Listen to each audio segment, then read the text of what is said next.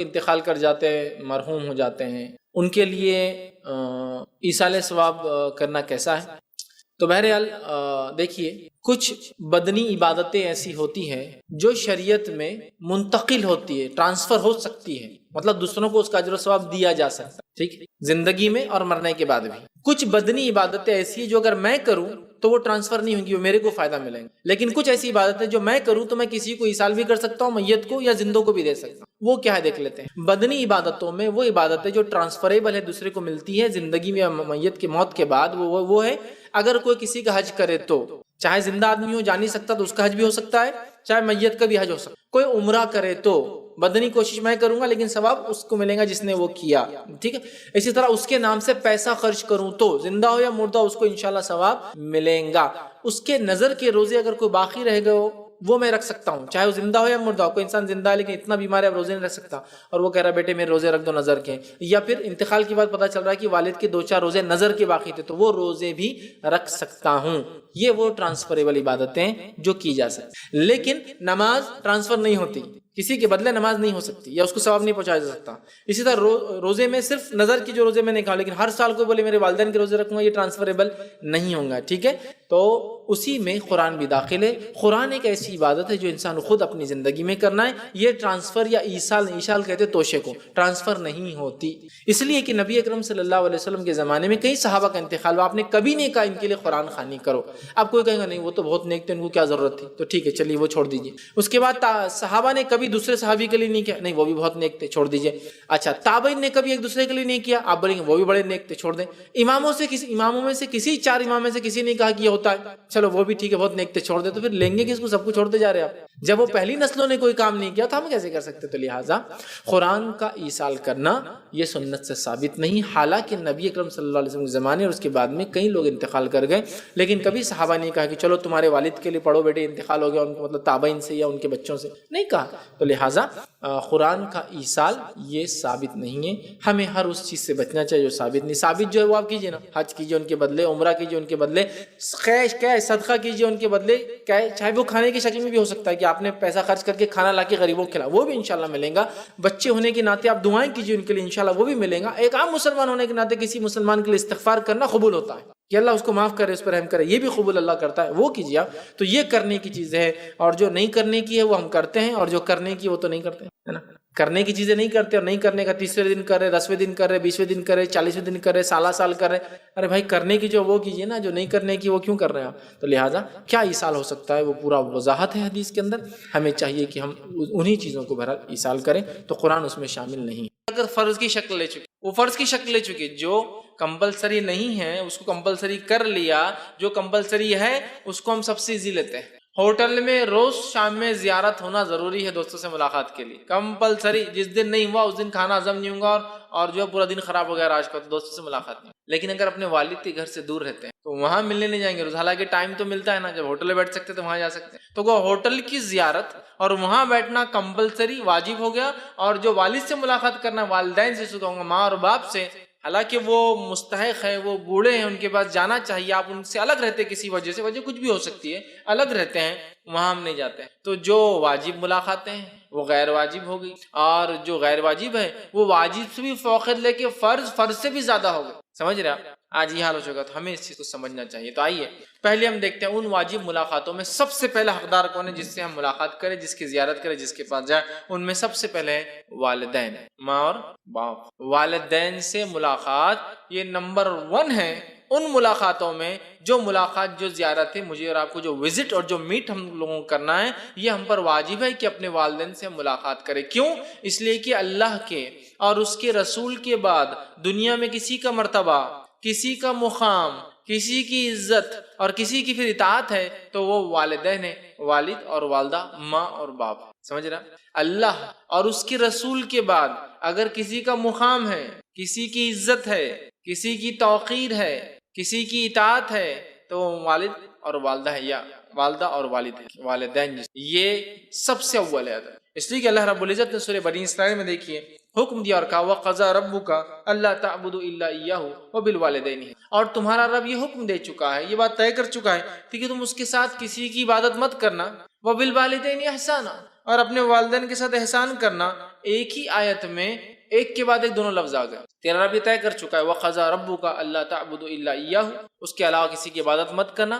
وَبِالْوَالِدَيْنِ إِحْسَانًا، اس کو کہیں گے نا ایک سانس میں ایک جملے میں کہا اللہ نے، ایک ہی جملہ ہے، کوئی بیچ میں وہ نہیں خیرت کے اعتبار سیدھا کہ اللہ کے علاوہ کسی کا شرک مت کرنا اور والدین کے ساتھ احسان کرنا. اس لیے میں نے کہا اللہ اور اس کے رسول کے بعد دنیا میں کسی کا مقام ہے، کسی کا مرتبہ ہے، کسی کی اطاعت فرمانبرداری ہے، کسی کی عزت و توقیر ہے، تو وہ کون ہے؟ والدین. یہ بات کو ہم سمجھ لیں، بہت اچھے سے سمجھ لیں. تو لہٰذا ان سے زیارت واجب ہے اگر ہم کسی وجہ سے والدین کے ساتھ نہیں رہتے ہیں. تو جیسا کہ سفر پر اگر آپ ہیں، آپ بیرون ملک رہتے ہیں، تو جب واپس آئے فوراً والدین کے ساتھ، اگر ایک ہی گھر میں ہے تو پھر تو فوراً والدین سے ملاقات کریں. آپ کے بیوی بچے بھی اس گھر میں رہتے ہیں لیکن پہلے کس سے ملاقات کریں گے آپ؟ والدین سے. اس پر بیوی کو ذرہ برابر بھی غصہ نہیں آنا چاہیے، اس کے بارے میں سیکنڈ تھاٹ نہیں ہونا چاہیے. اس لیے کہ جب وہ بیوی جو میری بیوی اور میں ہوں، ہم بھی جب اس عمر میں پہنچیں گے یہی توقع کریں گے کہ ہمارے بچے پہلے ہم سے ملے اور بعد میں اس سے ملے جس سے اس کا بعد میں نکاح کیا گیا ہے، نہ جس نے اس کو پیدا کیا نہ اس کی پرورش کی. نیچرل ہے. لیکن کتنی ان نیچرل بات ہے کہ ہم اپنے لیے سوچتے نہیں کہ بھائی میرا شوہر آ رہا ہے، میرا فلاں، تو مجھ سے پہلے ملاقات کرنا اور بعد میں اپنے ماں باپ اس کو زیادہ ہے کیا، قربانی تو میں دے رہی، بچوں کو تو میں پال رہی.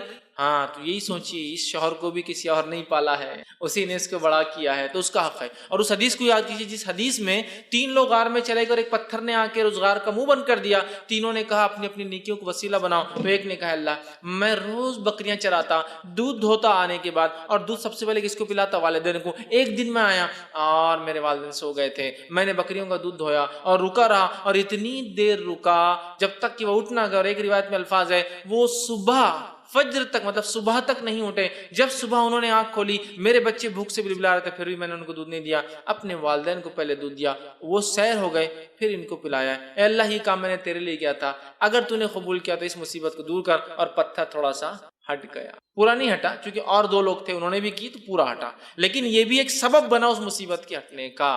میں یہ نہیں کہہ رہا ہوں آپ اولاد کو تکلیف دیجئے ماریے، میں وہ نہیں کہہ رہا. میں کہہ رہا ہوں فرسٹ پریفرنس والدین، پہلی ترجیح جو ہے ہمارے جو والدین کو. تو زیارت میں بھی سب سے پہلے حقدار کون ہے واجب زیارت کے؟ والدین. اگر والدین بھی الگ رہتے ہیں تو دونوں سے ملاقات کی جائے گی. کبھی والدین بھی الگ ہوتے ہیں، طلاق ہوگی ماں باپ میں، ٹھیک ہے، لیکن ماں باپ تو ہے نا. طلاق ہونے سے فرق کیا پڑتا ہے؟ ماں باپ تو ہے، والدہ الگ رہتی ہے، والد الگ رہتے ہیں.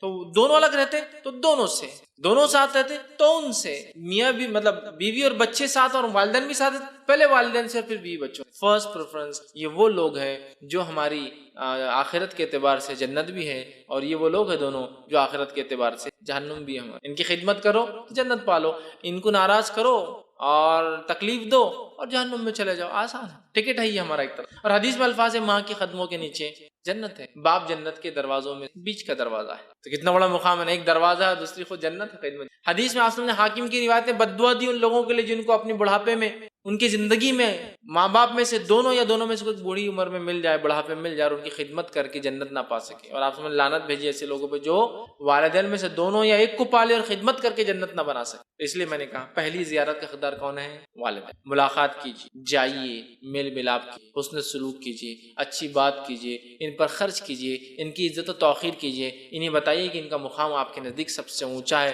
اللہ اور اس کے رسول کے بعد آپ انہی کی اطاعت اور فرمانبرداری کرتے، ظاہر سی بات ہے اللہ اور اس کے رسول کی فرمانبرداری کے ماتحت ہی ان کی فرمانبرداری ہے، اس کے خلاف تو بات سنی نہیں جائیں گی. ٹھیک ہے، تو تمام چیزیں. ورنہ ہوتا ہے کبھی کبھار ہم والدین کا مقام بتاتے تو لوگ نماز چھوڑ دے رہے، کیوں؟ اما ابا بول رہے کہ نماز مت پڑھو. ویسے نہیں، اس لیے میں نے کہا اللہ اور کے رسول کے ماتحت ان کی بھی سیکنڈ تو ہے ہی اللہ اور اس کے رسول کے بعد، لیکن اطاعت ان کی اللہ اور اس کے رسول کے ماتحت ہے. اگر یہ شرک کرو بولے تو آپ نہیں کر سکتے. آپ یہ بولیے کہ ٹھیک ہے میں آپ کو کچھ جواب نہیں دوں گا لیکن میں یہ کام نہیں، عزت کے ساتھ جواب دیں گے. ان کو گالی گلوچ نہیں کریں گے کہ تم کچھ بھی بولتے ہو غلط ہے، شرک ہے. نہیں، میں نہیں کر سکتا ہوں، آپ چاہیں کچھ. تو ان کی عزت کیجیے، ان کی توقیر کیجیے، ان سے ملاقات کیجیے، ان کے پاس بیٹھیے، ان پر خرچ کیجیے، اپنے وسیلوں سے ان کی کام نکالیے. بیمار ہے تو بیمار پرسی کیجیے، ان پہ خرچ کیجیے.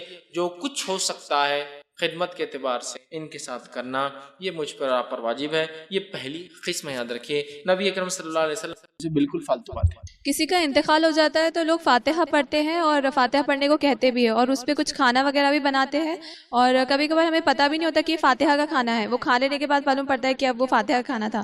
تو کیا اس چیز پہ گناہ ملیں گا، اور ایسے لوگوں کو کیسے سمجھایا جائے، اور کیا یہ کھانا جائز ہے؟ سوال ہے کہ کچھ لوگ جو ہے مرنے کے بعد جو ہے فاتحہ پڑھتے ہیں. اگر فاتحہ پڑھنے سے مراد سورۃ الفاتحہ ہے کہ لوگ پڑھتے ہیں کہ سورۃ الفاتحہ یوں پڑھنا چاہیے، یا چونکہ قرآن کی سورت ہے یوں ہی پڑھ رہے ہیں، کوئی مخصوص طریقے نہیں کہ سنت ہے یا میت کو فائدہ نہیں پڑھ رہے ہیں، تو سمجھ میں آتا ہے تو فاتحہ قرآن کی ابتدائی چیپٹر ہے تو پڑھنا چاہیے، اس میں کوئی مسئلہ نہیں خیرت کے طور پر۔ لیکن فاتحہ سے مراد ایک مخصوص عمل ہے، کچھ مخصوص کلمات پڑھے جاتے ہیں، اس میں مخصوص دعائیں، مخصوص وظائف، مخصوص کیا ہے آپ کے درود، مخصوص سلام اور مخصوص آیتیں جمع کی جاتی ہے، یہ سنت سے ثابت نہیں ایسا کر۔ اب سوال یہ تھا کہ اگر ایسا کسی نے کیا ہو اور اس پر کھانا بھی بنتا ہے، ظاہر سی بات ہے، دیکھیں ہمارے کسی بھی پروگرام اور کسی بھی بدعت کا خاتمہ اگر بریانی اور مٹھے پہ نہ ہو تو کوئی اس میں شامل ہونے والا ہے بھی نہیں۔ ہر کھانے کے اینڈ میں میٹھا یا بریانی ہونا ہی ہے، اور اس کے لالچ میں ہی جیسے مکھیاں آ جاتی ہے گڑ کے پاس، لوگ جمع ہوتے ہیں ایسے پروگرامز میں۔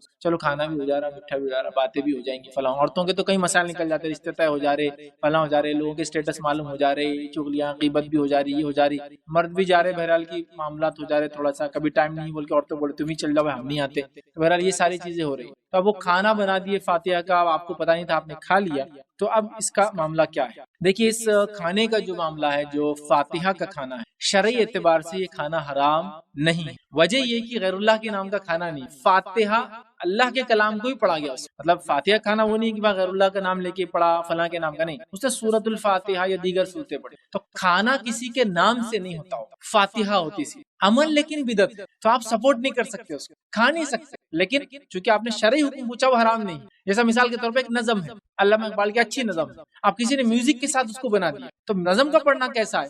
جائز۔ میوزک کے ساتھ سننا اور پڑھنا کیسا ہے؟ حرام۔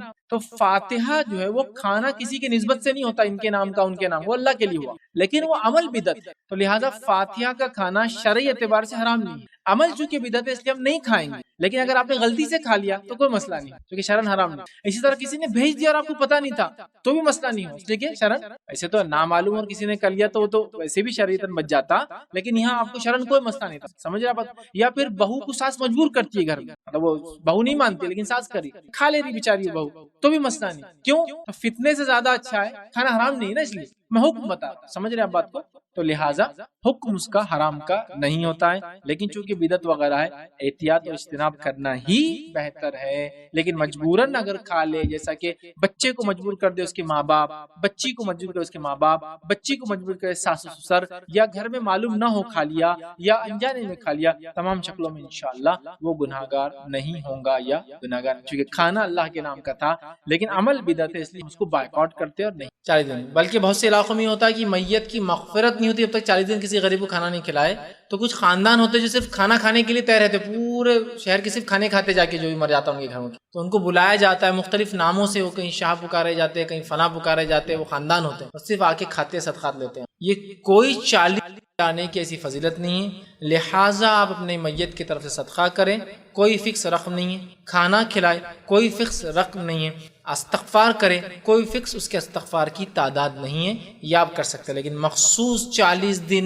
مغرب کا بعد ایک کھانا دینا، اسی ایک عورت یا ایک آدمی کو دینا، یہ تمام چیزیں خرافات میں سے، اس سے بچائیے، ورنہ بدعتیں ایسی شروع ہوتی ہے۔ سنتوں پہ تو اتنی پابندی نہیں ہو رہی ہے جتنی بدعتوں پہ ہم کرتے ہیں، لہٰذا آپ کھانا کھلائیے، بہت اچھی بات ہے، کتنے بھی دن کھلائیے، جیسے بھی ایک ساتھ 40 کو کھلا دیجیے کوئی مسئلہ نہیں، 80 کو کھلائیے، 70 کو کھلائیے، 60 کو کھلائیے، 51 کھلائیے، 55 کو، خاص مت کیجیے دنوں کو، خاص مت کیجیے تعداد کو، خاص مت کیجیے، کھانے کو عام رہنے دیجیے تو کوئی حرج نہیں۔ ایسا آپ خاص کریں گے 40 دن تک کھلانا، یہ سنت سے ثابت نہیں، لہٰذا یہ غلط ہوگا، اس کے علاوہ چیزیں نہ کریں، ٹھیک۔ اب مرنے کے بعد جو سب سے پہلا کام میت کے بارے میں ہم سوچیں گے اور کریں گے یہ کہ اس کا قرض چکائے، اس کا قرض چکائے، یا اس کے قرض چکانے کی لوگ ذمہ داری لے لیں۔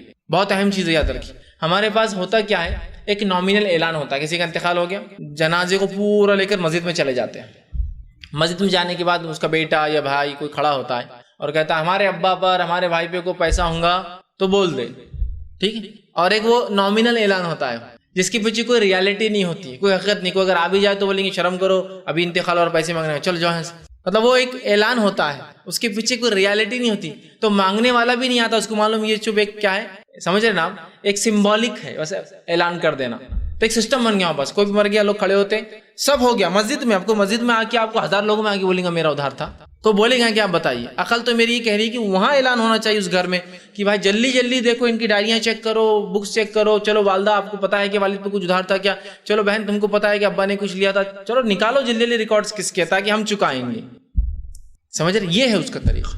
نبی اکرم صلی اللہ علیہ وسلم کے تعلق سے آتا ہے کہ آپ صلی اللہ علیہ وسلم کی صحیح بخاری کی روایت ہے، ایک شخص کا جو ہے انتقال ہوا، آپ صلی اللہ علیہ وسلم کو کہا گیا کہ اللہ کے رسول اس کا انتقال ہوا، آپ نے کیا سوال کیا معلوم آپ کو؟ حدیث میں الفاظ آپ نے کہا کیا اس پر کوئی قرض ہے؟ تو کہا اس پر قرض ہے، تو کہا پھر میں اس کی جنازے کی نماز نہیں پڑھوں گا، تم جو پڑھنا چاہو تو پڑھو، میں تو نہیں پڑھوں گا، بتانے کے لیے کہ قرض بڑی اہم چیز ہے، میت کو بھی اس سے چھوٹ نہیں ہے۔ ہمارے پاس بہت سے لوگ کسی سے ادھار لے کے رکھے 2 لاکھ روپے، اور وہ پریشان 2 لاکھ کے لیے، گھر پہنچا ایک بار، بھائی کہاں ہے میرے 2 لاکھ؟ ارے وہ حج کو گئے۔ ارے بھائی حج ان پر فرض نہیں تھا، اس کے 2 لاکھ روپے دینا فرض تھے ان پر۔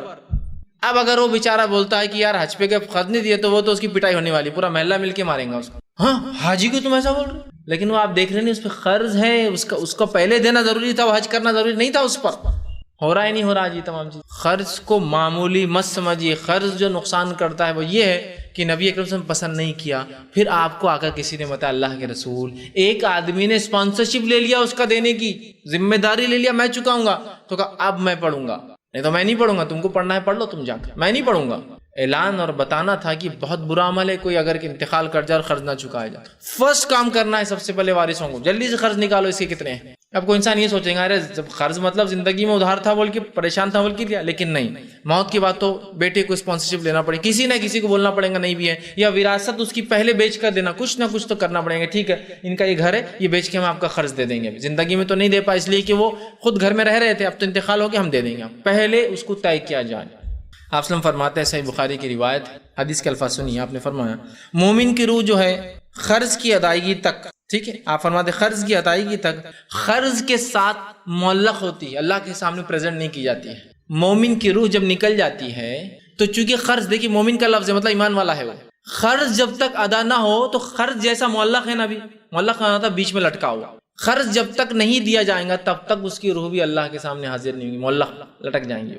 سمجھ رہے آپ بات کو؟ کتنی سخت بات ہے نا، اور ہمارے پاس کسی کا ادھار لے کر دبا دینا تو ایک عام بات سمجھی جاتی ہے، لوگ لاکھوں کروڑوں روپے پتہ نہیں کیا کیا لوگوں کے اربوں خربوں لے کر جو زندگی دنیا سے چلے جا رہے ہیں، اور مرتے وارث بولتے دیکھو ہم سے نہیں پوچھنا، ابا کا تھا ابا سے بات کرنا، وراثت میں حصہ لینے کو تم برابر آ رہے ہو، اور قرض کے اندر بول رہے ابا کا تھا ابا سے بات کرو، یہ کون سا طریقہ ہے؟ آپ وراثت بیچ کر دیں گے، آپ کہیں گے کہ ٹھیک ہے ابا نے لیا تھا، ہم جانتے ہیں ہم ان کے ساتھ نہیں تھے اس قرض میں، لیکن ابا نے لیا تھا، وراثت میں سے ہم آپ کو دیں گے۔ یا پھر بچے زندگی میں اعلان کر دیں کہ ہمارے باپ سے ہمارا کوئی تعلق نہیں ہے، وہ قرض لیتا ہے ادھار لیتا ہے، آپ لوگ دیکھو، ہوتا ہے کچھ لوگ برے ہوتے ہیں، بچوں کو علم ہو بتا دے تاکہ بعد میں وہ ذمہ دار نہیں بنیں گے اس قرض کے، وہ اپنی زندگی میں ظلم کر رہا ہے وہ شخص پر، ٹھیک ہے۔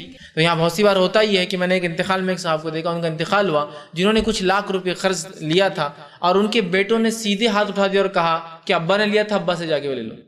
بہت بری بات، حالانکہ وہ اسی گھر میں بچے رہ رہے تھے جس گھر کے لیے اس باپ نے قرض لیا تھا، اس کو امید تھی اس کی زندگی رہیں گی وہ دیں گا، سب کچھ تھا، لیکن اب ظاہر سی بات ہے وارثوں کے ہاتھ میں آ گئی نا جائیداد پوری، اب قرض مانگنے والا تو کس سے مانگیں گا، اور وارث بول رہا نہیں ابا نے دیے تھا ابا سے، ہم تھوڑی تھے اس میں، جبکہ وہ کہہ رہا ہے یہ گھر کے لیے لیے تھے اور آپ لوگ گواہ نہیں تھے، لیکن آپ کو پتا یہ گھر کے لیے لیا گیا، ہم کو پتا لیکن ہم نہیں دیں گے۔ خیر انشاءاللہ اس معاملے میں تو ہوں گے، چونکہ وہ بیچارہ تو مجبور تھا، اس کی تو نیت دینے کی تھی، لیکن وارثوں نے ایسی حرکت کی، بعد میں یہ تو گناہ گار ہوں گے، لیکن وارثوں کو بہت اعتداد۔ آپ سامنے ایسے کہ نماز نہیں پڑھی جنازے کی جو مخروض تھا، ایک اس نے فرمایا کہ معلق ہوتی ہے، اور ایک روایت میں تو آپ نے اتنی سخت بات کہی، قرض کو معمولی مت سمجھیے، بندوں کے حق کو معمولی مت، آپ فرماتے اور کہتے ہیں کہ جب ایک شخص مر جاتا اور شہید ہو جاتا ہے تو خون کا قطرہ زمین پر گرنے سے پہلے اس کی مغفرت ہو جاتی ہے، سوائے اس شخص کے جس پہ قرض ہو، مطلب اگر آدمی شہید بھی ہو جائے اور مقروض ہو تو اس کی مغفرت نہیں۔ خون کا قطرہ زمین پر گرنے سے پہلے شہید کی مغفرت ہو جاتی ہے، سوائے اس شخص کے جس پر قرض ہو۔ قرض لے کے حج کو چلے جا رہے ہیں، لوگوں کے قرض ڈبا کر محلے چھوڑ کر بھاگ جا رہے ہیں، لوگوں پہ قرض لے کر جو ہے زندگی گزار کے چلے جا رہا ہے اور اپنے آپ کو بڑا تیسمار خان سمجھ رہا ہے، لیکن مرتے ہی اس کو حقیقتیں سامنے آ جائیں گی، جب اس کے نام عامہ ریپرزینٹ ہی نہیں ہوں گے اللہ کے سامنے، معلق قرض کے ساتھ لڑکا دیے جائیں گے، کتنا خطرناک حال ہوگا نا۔ سب سے پہلا کام کیا کرنا ہے مرتے ہی، یہ وہاں نہیں کرنا ہے خالی ایک خالی لپ سروس جس کو بولتے ہیں نا، کچھ تو بھی ایک ہاں کسی کا قرض ہوتا آ کے لے لو اور بس چلے، رکے بھی نہیں آپ کے پاس قرض کیا، یہ جیب میں ہے کہ پیسے نکال کے دینے کو نہیں، وہیں اعلان کہ کیا کیا نکالو، اور ہمارا اب کام ہے کہ ہم کال کر کے اس شخص کو قرض دیں گے۔ اب بہت سے لوگ کیا ہوتا ہے یار مر گئے نا معاف کر دو، نہیں، وہ چاہے تو معاف کرے، نہ چاہے تو کوئی مسئلہ۔ جیسے کہ ایک شخص کا انتقال ہوا، نبی اکرم صلی اللہ علیہ وسلم فرمایا میں اس کی جنازے کی نماز نہیں پڑھوں گا، اس پہ قرض ہے، اس کے بعد بتایا کہ اللہ کے رسول سے قرض نہیں کوئی دے سکتا تھا، آپ نے کہا ٹھیک ہے پھر میں ادا کر دیتا ہوں، اور آپ نے ہی ادا کیا اور آپ نے جنازے کی نماز پڑھی، اس سے پتہ چلا کوئی بھی قرض ادا کر سکتا ہے، کہ تو آپ سے تو کوئی بھی نہیں تھی، رشتہ دار نہیں تھا آپ سے کا وہ، آپ نے پھر بھی اس کا قرض ادا کیا. تو ایسا ہو سکتا ہے کوئی مالدار انسان ہو کہ میں ادا کر چلیے لے کے چلتے. بہت امپورٹنٹ ہے یاد رکھیے. قرض بندوں کے حق کتنے اہم ہے کہ میت کی مغفرت بھی نہیں ہے اگر قرض نہیں, شہید کی مغفرت نہیں, اس کے گناہ معاف نہیں اگر قرض نہیں ادا کرتا ہے. تو اب اس سے بڑا کیا ہو سکتا ہے؟ شہید سے بڑا درجہ نہیں ہے کوئی, یاد رکھ, کیونکہ اس نے جان لگا دی اپنے اللہ کا.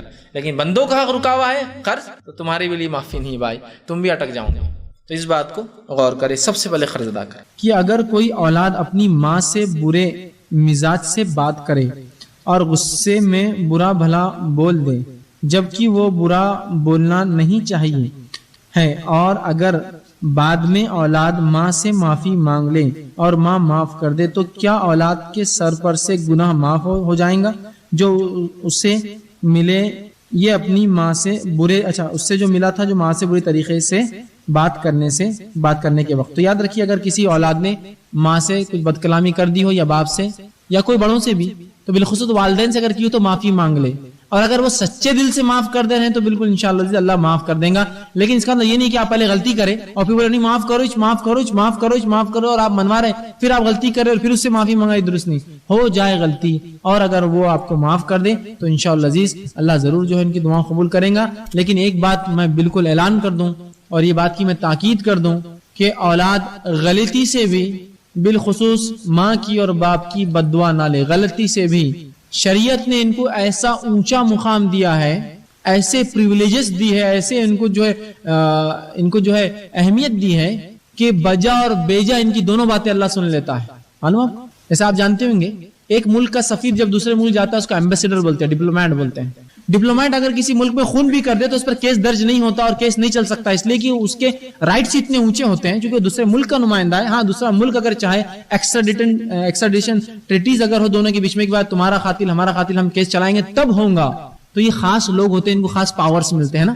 تو ماں باپ کو اللہ نے خاص پاورز دے رکھے, معلوم بجا اور بیجا ان کی دعا اللہ اور بد دعا قبول کر لیتا. آئیے ایک واقعے سے سناتا ہوں کہ والدین سے کبھی غلطی سے بھی آپ یہ کام نہ کرے, وہ معافی تو دوسرا مسئلہ رہا.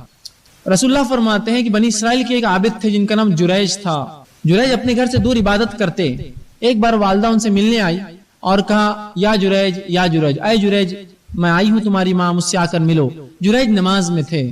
جریج نے سوچا کہ میں نماز مکمل کرتا ہوں اور فوراً ماں کو آواز دوں گا, یا سوچا پہلے آواز دے دوں یا نماز کر لوں. سوچا نماز کر لیتا ہوں, ماں سے بعد میں مل لوں گا. اور جب تک نماز پڑھ کر باہر گئے ماں چلی گئی. دوسرے مقام بار پھر ماں, پھر جریج جو ہے نماز پڑھ رہے تھے. پھر ماں نے آواز دی یا جریج اے جریج آؤ, اے جریج میں آئی ہوں. لیکن جریج پھر نماز سوچا کہ نماز توڑ دوں یا ختم کر لیتا ہوں جلدی سے. فوراً دوڑتے ہوئے گئے, ماں پھر چلے گئی. تیسری مرتبہ ماں پھر آئی, جریج پھر نماز میں تھے چونکہ عابد تھے. پھر یہی ہوا, ماں چلے گئی. جاتے تھے کہا تو ماں نے جریج کو بددعا دے دی اور کہا تو طوائفوں کا منہ دیکھے. اب اس زمانے میں شاید بددعا کے ایسا طریقے رہتے ہر زمانے میں, کچھ نہ ہاتھ پیٹے ناس پیٹے فلاں. کہا تو طوائفوں کا منہ دیکھے اور چلے گئی. جریج نیک انسان ہے, اللہ کے ولی رسول اللہ فرما رہے ایک عابد تھا. جریج نماز پڑھ رہے ہیں, کوئی غلط کاموں میں یا بیوی بچوں کو ترجیح نہیں دے رہے, ماں پر نماز پڑھ رہے ہیں, سوچ رہے بس نماز ختم, چلے گئی. ہوا یوں کہ جریج کے عبادت خانے کے بازو ایک عورت تھی جس کو اولاد پیدا ہوئی جس کے شوہر کا نام نہیں معلوم تھا. جب لوگوں نے پوچھا یہ اولاد کس کی ہے تو جو ہے اس خاتون نے کہا, اور اس شخص نے جس نے اس سے زنا کیا اس نے کہا میرا نام مت بولو. تو اس خاتون نے کہا یہ جریج کی اولاد ہے. حاکم کے پاس کیس چلا گیا کہ جریج نے جو ہے زنا کیا اس عورت سے اور اس پہ کیس ڈالو. جریج کو پکڑ کر لے جائے گا حاکم وقت کے سامنے اور سزائے موت سنائے گی چونکہ جریج نے زنا کیا تھا. جب جریج کو پھانسی پہ لٹکانے لے جایا گیا تو جب جریج مسکرانے لگے, چونکہ وہ عورت طوائف تھی, کھڑی تھی سامنے اور ہنس رہی تھی. کیا کہا تھا میں نے, تو طوائفوں کا منہ دیکھے. وہ کھڑی تھی تو جریج ہنسنے لگے. تو بادشاہ نے کہا کیسے گناہگار انسان ہو, موت کا وقت اور ہنستے ہو. تو کہا میں موت کے وقت نہیں ہنس رہا ہوں, میری ماں کی بددعا مجھے یاد آ گئی کہ اس نے کہا تھا تو طوائفوں کا منہ دیکھے, اور وہی ہو گیا. اللہ رب العزت نے جریج پر رحم کیا اور وہ بچہ جو زنا کی اولاد تھی وہ بول اٹھا اور کہا میرا باپ وہ چرواہا ہے جس کا میں بیٹا ہوں, اور پھر جریج کو آزاد کیا گیا اور اس کو سزا دی گئی. جریج کے واقعے کا بچہ. تو یہاں اللہ نے دیکھیے ماں کی بددعا قبول کر لی. جریج نماز پڑھ رہے تھے تو ان کو اسپیشل پریویلیج. آپ بولیں گے ایسا کیوں, یہ لوگ ہی ایسے, ان کا مقام اتنا اونچا ہے کہ اللہ ان کی جا بجا سب سن لیتا اٹھا کر. تو غلطی سے بھی مائیں اپنے بچوں کو بددعائیں نہ دیں اور بچے بھی ماؤں کو تنگ نہ کرے اب آپ کو کہ ان کی بددعائیں اللہ قبول کرے. اسی طرح رسول اللہ فرماتے اللہ رب العزت باپ کی گئی دعا رد نہیں کرتا اولاد کے حق میں. ماں کا بھی لفظ ہے اس میں, لیکن باپ کی خاص طور سے, اس لیے کہ مائیں تو دعائیں کرتی ہے, باپ دعا نہیں کرتے بچوں کے حق میں کبھی بھی. ہم نے دیکھا کہ بس وہ نہیں, میں بولتا نہیں, میں کرتا نہیں, میرے دل میں ہے نہیں, کرنا چاہیے. باپ کی دعا اللہ رد نہیں کرتا بچے کے حق میں, بچوں کی. باپ دعا کریں. اسی طرح ان کی دعا اور بددعا دونوں بجا اور بیجا سب قبول ہو جاتی ہے. تو میں بچوں سے کہوں گا کہ ایسی حرکت کرے ہی نہ کہ یہ سب جھگڑا اور فتنہ مچے, ورنہ اگر انہوں نے بددعا دے دی وہ معافی وافی تو ہوتی رہیں گی بعد میں. جریج کی ماں نے معاف کر دیا جریج کو, لیکن جریج پہ کیس چل گیا, بدنامی, طوائف کا منہ تو دیکھا جا کر ہوا تو صحیح. سب کتنا تکلیف ہوئیں گی جریج کو, اندازہ لگے گا. عابد پہ اگر کوئی الزام لگا دے زنا کا, کہیں کا بھی نہیں رہتا ہے وہ انسان, آج کے دور میں بھی اور اس دور میں بھی. کیس چلنا, پھانسی ملنا, جا کر تختے پہ کھڑے ہونا, پھر ماں کی بات یاد آنا کہ طوائف کا منہ میں نے دیکھا. سورہ فاتحہ, آیت الکرسی اور خل کے تعلق سے کہ ان کے یہ فوائد ہیں. دیکھیں سورہ فاتحہ کے کئی فوائد ہیں. یہ سورہ رقیہ بھی کہا جاتا ہے, یہ علاج بھی, ویسے کئی فوائد ہیں. لیکن آپ کو یہ دیکھنا ہوگا کہ یہ فوائد کس طرح سے حاصل کی جائے. نبی اکرم صلی اللہ علیہ وسلم حدیث میں بتایا ہے. ٹھیک ہے, جیسا کہ ایک روایت میں آتا ہے کہ بخاری کی روایت ہے, صحابہ ایک جگہ گئے, ایک بستی میں پڑاؤ ڈالا, ان سے اجازت مانگی کچھ کھانے پینے کے دو. یہ زمانہ وہ نہیں تھا, ہوٹلیں وغیرہ تھی, رہنے کی جگہ تھی. بستی والوں نے کہتے چلو نکلو یہاں سے, باہر کر دیا. تھوڑی دیر بعد ہوا, ایک لونڈی بھاگتی ہوئی آئی, کہا ہمارے سردار کو بچھو نے کاٹ لیا ہے, کیا کوئی ہے تم میں جو علاج کرے؟ ایک صحابی نے کہا میں علاج کروں گا. دوسروں نے کہا نہیں تم علاج کرنے نہیں جاؤں گے اس کا, اس لیے کہ انہوں نے ہم کو رہنے نہیں دیا. انہوں نے کہا پھر بھی میں چلا جاتا ہوں. وہ گئے, جانے کے بعد انہوں نے سورہ فاتحہ پڑھی, دم کی. لیکن روایت میں آتا سورہ فاتحہ پڑھی, دم کیا, پھر آپ نے کٹس لگائے جہاں بچھو نے کاٹا تھا, اور اس زمانے میں منہ سے کھینچنے کا طریقہ تھا, کھینچ کر خون کو نکالا. لیکن یہ سب نہیں کر سکتے, یہ ٹیکنیکس ہوتی ہے, یاد رکھیے, یہ ہر عام آدمی نہیں کر سکتا. پھر وہ کیا, پھر سورہ فاتحہ پڑھ کے دم کیا, پھر خون کھینچا, پھر تھوکا, پھر سورہ فاتحہ, ایسا کئی بار انہوں نے کیا, اور اس سے اس کو شفا حاصل. پھر جب مدینے آئے, نبی اکرم صلی اللہ علیہ وسلم سے سوال ہوا کہ اللہ کے رسول انہوں نے ایسا کیا, اور ہم تو سمجھتے تھے ان کو اتنا علم نہیں, لیکن یہ گئے, سردار کا علاج کا اسے فائدہ ہوا. نبی اکرم صلی اللہ علیہ وسلم نے پوچھا کیا کیا تم نے؟ تو کہا اللہ کے رسول میں نے سورہ فاتحہ پڑھی. تو آپ نے فرمایا تمہیں کیسے پتا سورہ فاتحہ رقیہ ہے, علاج ہے, دم کرنے کی دعا ہے؟ تو پتا چلا یہ علاج ہے, نہ صرف جس کو ہم کہیں گے نفسیاتی, بلکہ فزیکل بھی ہے, فزیکل بھی بہرحال. ٹھیک ہے, تو لہٰذا اس کا یہ عمل ثابت, تو جو ثابت ہے بالکل جن کسی پر حاوی ہے پڑھ کے دم. ٹھیک ہے, اسی طرح جو ہے جیسا بیماری کے اندر پڑا, یہ بھی آپ کر سکتے ہیں. ایسا انہوں نے دم کیا اور پھر سک کر کے بلڈ نکلا. اسی طرح سورہ فلق, سورہ ناس تو بالکل ثابت ہے, میں نے درس میں بھی کئی باتیں رکھی. نبی اکرم صلی اللہ علیہ وسلم بیمار ہوئے, آپ پڑھتے تھے. نظر بد سے بچانے کے لیے آپ یہ پڑھتے تھے. آندھی طوفان مصیبت آتی تب آپ یہ پڑھتے تھے. سورہ فلق, سورہ ناس تو بہرحال ثابت ہے. اس میں سورہ کافرون داخل نہیں ہے. بہت سے لوگ چاروں خل پڑھ دیتے ہیں, 4 نہیں ہے 3 ہے, سورہ اخلاص, سورہ فلق, سورہ ناس.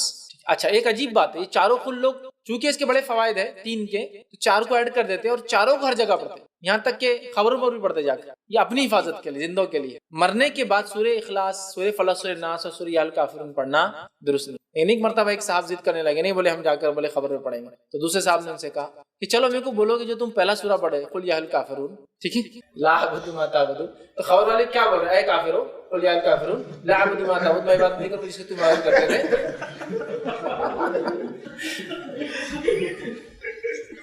آپ پڑھ رہے بھی تو کیا پڑھ رہے, یہ تو دیکھو. بولے سورہ کافرون کو رات میں پڑھنا سونے سے پہلے ثابت ہے, اس لیے کہ برات کفر کے لیے اللہ کے رسول سورہ کافرون کو رات میں سونے سے پہلے پڑھتے تھے, تاکہ کفر سے برات, نفرت کا اظہار ہو. تم جا کر 3 خل ہے بولے, چوتھا بھی جب پڑھ رہے تو پہلا چوتھا ہی پڑھتے نا خل یا, چونکہ باقی 3 تو آخری ہے ترتیب کے اعتبار سے. قل یا الکافرون, اے کافر لا اعبد ما, اب دیکھیں اس کا ترجمہ دیکھیں, میں عبادت نہیں کرتا, اس کی تم عبادت کرتے ہو. تو میننگ بھی آپ دیکھیے تھوڑا کیا اس کا کانٹیکسٹ ہے.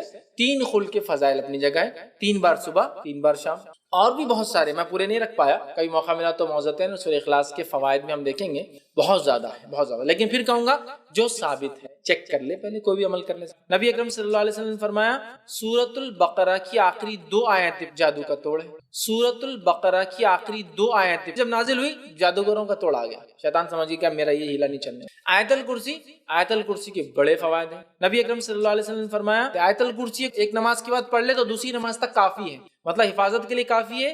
تو آیت الکرسی کی بھی بڑے فوائد. لیکن پھر کہوں گا کب کیسا, وہ سنت سے آپ دیکھ لیں. ورنہ اگر میں بولوں آیت الکرسی کو 51 بار جمعہ کے دن بعد نماز جمعہ پڑھے تو یہ فائدہ ہوگا, پرابلم ہے. حالانکہ پڑھ رہے کیا آپ آیت الکرسی, لیکن پرابلم ہے. کیوں پرابلم ہے؟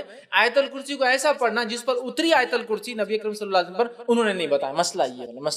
مسئلہ یہ قرآن کیسے بیکار آدمی یار, قرآن پڑھنے کا تم بول رہے غلط ہے. ہاں قرآن پڑھنا بھی غلط ہو سکتا ہے, اس لیے کہ جس پہ اترا اگر آپ اس کے جیسا نہیں پڑھو اور اپنی منمانی کرے تو یہ بھی غلط ہو سکتا ہے. جیسا کہ آیت الکرسی کو لوگ بولتے ہیں 51 بار, 101 بار, 1000 بار, 100 بار, 151 بار, 11 راتوں تک, 21 راتوں تک, 40 راتوں تک, 40 بار, یہاں بیٹھ کر, سوکھے کنویں میں بیٹھ کر, قبرستان میں بیٹھ کر, غیر آباد مسجد میں بیٹھ کر پڑھنے سے یہ فائدے ہوتے. میں ہی بول رہا ہوں, ہے تو قرآن, ہے تو قرآن، لیکن اس کو ویسے ہی پڑھنا جیسا بتایا گیا. دیکھیے اللہ کا ذکر تو ہے نا، ثابت ہے نا، اللہ اکبر اللہ کا ذکر ہے، سبحان اللہ اللہ کا ذکر ہے، الحمدللہ اللہ کا ذکر ہے نا، سبحان ربی الاعلیٰ سبحان ربی العظیم اللہ کا ذکر ہے. تو کیوں نہ ہم ظہر کی نماز کو 4 کے بدلے 5 رکعت پڑھیں گے تو اللہ اکبر بڑھ جائیں گے، سبحان ربی العظیم سبحان ربی الاعلیٰ بڑھ جائیں گے، ہے نا، التحیات بڑھ جائیں گا، کتنا فائدہ ہوگا نا. تو آپ بولیں گے یہ ذکر درست نہیں ہوگا، اس لیے کہ نبی اکرم صلی اللہ علیہ وسلم ایسا ذکر 4 رکعت میں کیا ظہر کی 5ویں نہیں ملا. تم کون ہوتے ہو، ہے نا.